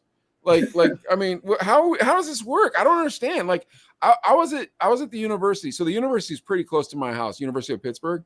I was on Pitt campus. Me and my wife and the kids, we went for a walk, and there's college kids, girls wearing shorts the size of like a bandana, with just a gigantic moon coming out of the back with dimples all over it. Barely can get up because I'm telling you, very large kids, and they're young. I'm like, you are 19. You should still have metabolism. Like, what have you been doing that your metabolism didn't do this for you? It's like, well, but my point is that like society keeps saying I'm wrong for believing that's unattractive, and it's like, but you can't trick me into believing these things. You keep trying to trick me into believing things that just aren't real. You know what I mean? Yeah, well, there's like a thing real quick. It's a meme, and it's I guess it's true. This guy and girl were talking, and she asked the guy how tall, and he was like, "Oh, I'm 5'8". She's like, "Oh, I don't like guys over 6 foot." And he was like, "Well, how much do you weigh?" And she was like, "Why?" And she was like, "Why?" He goes, "Well, I don't like fat women." And she's like, "How dare you body shame me, this and that?" It's still a double standard, So it's just like it's a joke, but it's a true thing. It was an actual message. So she got mad because technically he just fired fire with fire pretty much. She liked tall guys, but that's her choice. He likes women who are not so much meat in their body. That's his choice. But she got mad at him because it's like, how dare you say that or ask me that? I was like, well, what's the difference? But what do I know? Well, I think when you start suppressing people's language and pretending things aren't what they are, that's when you start getting weirdos like Trump and Andrew Tate and these extreme right-wing people that aren't necessarily saying hateful or KKK things, but they just say things that you're like, man, come on, dude, like kind of make you cringe. But at the same time, it's like, if we just didn't have to pretend all the time. I don't want to pretend that this is normal. What you're telling me is normal. I don't want to pretend that that's a pretty girl. I don't want to pretend. I just want to live in normal town. And then I won't have to lash out and be like, no, stop trying to brainwash me. You know what I mean? Like, yeah. Well, what's the agenda here? What do you guys think? Why is it such a big push to make fat beautiful? What do you guys think? I think it goes back to your inclusion thing. I mean, it's feeling like, oh, well, it's okay to be whatever you are. The scary part to me is that the excess weight, and I'm reading this from the story too, excess weight is thought to be a leading contributor to health problems, heart disease, stroke, high blood pressure, diabetes. Bill Maher had a really good quote. He said, hey, there's a disturbing trend going on in America these days with rewriting science to fit ideology. We've gone from fat acceptance to fat celebration. Yeah. You got to remember, dude. I mean, the pandemic stuff. I mean, a lot of times when people passed and weren't that old is because they were bigger. And there's health issues right after Bill Maher said that British dude. What's that British dude's name that does the late night show? The karaoke guy, James Gordon. Yeah, James Gordon. He got offended by it, and he went on a big monologue and talked all this crap on Bill Maher and said, "Oh, how dare you say this?" Blah blah blah blah blah. And of course, he got a standing ovation from the white liberals. Like, dude, what are we doing? What are we doing? This is science. Like, why? Like, why are we like? Because here's what's gonna happen. you're going to go to the doctor, and eventually it's going to be like, I don't want to get sued for telling this guy he's obese, but it is causing his liver cancer, but I can't tell him that. You know what I mean? Like, it's just it's a bizarre world we're going down. Yeah. I almost would rather just be like this. Look, if you guys find that attractive, whoever you are, you find Lizzo in a string bikini attractive, and that's what you want to see, I'm not mad at you for wanting to see that. But you have to understand, I don't want to see that, and I'm not mad at anybody because I don't want to see that. But you can't be mad at me for not wanting to see that. Great. And if you're into that, good for you. Not me, but if you're somebody else is into that, if somebody's into that, by all means, go ahead. I like Asian chick, and they like plus sizes. Almost lost it there for a minute. So hey, sweet own, man. Hey man, every kettle's got a lid, and there's nothing wrong with that. But you can't push it on us, dude. Stop trying to push it on us. Whatever makes you happy, man. Yeah. But like I think the problem is when you're trying to put it on health. It's like, oh, the reason why we're worried is because it's unhealthy. It's like, that's not why I'm worried. I'm worried because I want my son at some time to be able to find a wife that he's sexually attracted to. And this isn't going to cut the mustard, folks. All single men out there are going to stay single a lot longer if this is what they're choosing from. Whether you like it or not, I'm telling you, the birth rates will go down if the guys are looking at this, because this is not going to make things stand up. It's going to make things lay flaccid. We need things fixed immediately. And for the record, I've been with big women, skinny women. I'm all about it. All of it. Hey, all women are beautiful. It's in whatever happens, happens. But exactly. my Latinas, and my ex-girlfriend was Vietnamese for 2 years. All of them. I have nothing against any of them. What I'm saying is, stop pretending like you're supposed to wear stretchy pants and thong bikinis. Adele was a big lady for years and looked beautiful because she would wear nice dresses and have nice makeup and have nice hair. She carried herself well. Yeah. Exactly. So that's the problem with this Abercrombie thing. It's like if that same young lady was dressed in a nice evening gown and had, nice hair and nice makeup, people wouldn't have said disrespectful ass things. But no, she's dressed like she's supposed to be going to a skateboard park in 1976, and she's supposed to be skinny and have a six-pack abs in that outfit. True. You know what I mean? That outfit was made for six-pack abs. And the crazy part is someone designed that too, because that's not what we're talking about. That's not a real person. So someone was like, let's make her shorts stick out more. Off a lot of people. Let's give her more fupa, I guess is the term for that. But let's give her more. It's like, why was Latinx who did it? You kept saying why Latinx did that. It boggles my mind that you think it, and it looks like Abercrombie and Fitch, what they were trying to do was promote body diversity and body positivity. Stop promoting anything. All of you, stop promoting anything. Let's all start from scratch right now. Let's just scratch everything off. Everybody, I'm willing to accept it. I'm willing. If we could just get to a -0 as people and go, look, I don't want to make up for any more of what people did wrong in the past. Look, we're all going to start from scratch, but add normal looking things into your movies. Go ahead. I was talking on one condition, and I don't think anybody will get offended by it because no one did from the first place. But I still say Aunt Jemima pancakes till this day. Because right now, Uncle Ben's, all of it. Bring it back. These are minority role models. Like General Mills Company pancakes now or something. I saw a meme with Aunt Jemima giving us the finger saying, F y'all, I lost my job because of you. Oh, poor Aunt Jemima. Kind of like thinking, you're like, I was in Cleveland last week, and I didn't realize they changed the baseball team's name when I was there. And so we're driving past the stadium, the baseball stadium. And I'm like, what is this, like a high school or something? I never heard of that team before. And because they're like, I don't know, they're called like the I don't know what even they're called now. Is it the Guardians? Yeah, maybe the Guardians, yeah. Even the Washington Redskins are now the Washington Commanders. Yeah. Commanders, that's right. Yeah. Times, Yeah, it's man. crazy. Crazy All right, times. guys. Well, we're gonna get out of here because we've held Ernesto. We really enjoyed you being here, dude. Did you have a good time? Yeah. No, I had a blast, and you know what? And I told Adelaide too. I've been feeling like drained all week. It's just this weather hot, but I actually, I think I feel a little bit better after being on the show. So I appreciate you guys, man. It was a Right good on, time. man. I didn't expect it. I was watching some of their shows earlier, and they all look fun. But actually being on it, it's a great time. Are you?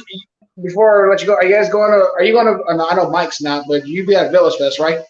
I'll be there. Oh yeah, we're working it. Oh yeah, we'll have our setup. Oh yeah, we've got our corner. I'm gonna be there, and I'm gonna be. Yeah, come by, say what's up for sure. Yeah, So, definitely. Ernie, before we hang up, thank you so much. What? What's that?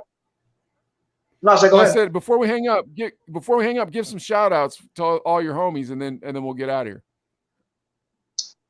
Actually, shout out to 99.3, to all the DJs, on airs, everybody behind the scene, the music, from the PAs to the sales rep. Shout out to those guys, because it's all one well machine behind the scenes. People just hear people on radio and music, they don't realize how much work goes into putting the tracks in, the music, mixing on their channel. Shout out to those guys and everybody else first. Big shout out to the comedians too. I know there's good comedians, bad comedians, but for you to get on stage and tell jokes in front of people is pretty damn scary. So shout out to them. And then pretty much that's pretty much just it. Friends and family. Hope you guys are watching. To everybody to tune into. Plus everybody who commented in the section. I know I can't see the comment section, but I know you guys can. So shout out to them. And shout out to where can they find you? Where can they find you on social? So mine's just I think mine on Facebook is Ernesto Gomez, or Ernesto Eagle Gomez. And then on my Instagram's a little different. So I had to change. I got hacked before. So my IG is Bittered with an ED, Bittered Beard Face. So Bittered Beard Face. Okay. So right, and I follow you. I don't have Beard Twitter. Face. I don't really know. I ever said get a Twitter. I'm not that famous. I never got a Twitter, so I just What don't. about TikTok? You don't do TikTok? I have TikTok, and it's Beard Me, but I don't. Beard Me. Yeah, I don't You really should do post TikTok. all your sets, dude. Post just clips of your Yeah, sets some cool on clips. TikTok. I did a TikTok, and I had like 11,000 views, and it was from the movie Bloodsport with Jean-Claude Van Damme. Do you guys remember that? Yeah. If you look on TikTok, it's called Beard Me, and it's a drug reference. You got to watch it to understand it, and it's pretty funny. But I got a lot of views and a lot of shares. But I don't really do. I'm old. You're a Dude, young man. You're a young man. I spend way too much time on TikTok blowing up the Chinos. All right, guys, check us out. Speaking of which, check us out at the Chino Brothers at TikTok and on YouTube and on Facebook and on Instagram and on Twitter. And we will see you again next week. And don't forget to catch us on the Midday Getaway on YouTube. We'll see you guys next time. Later. And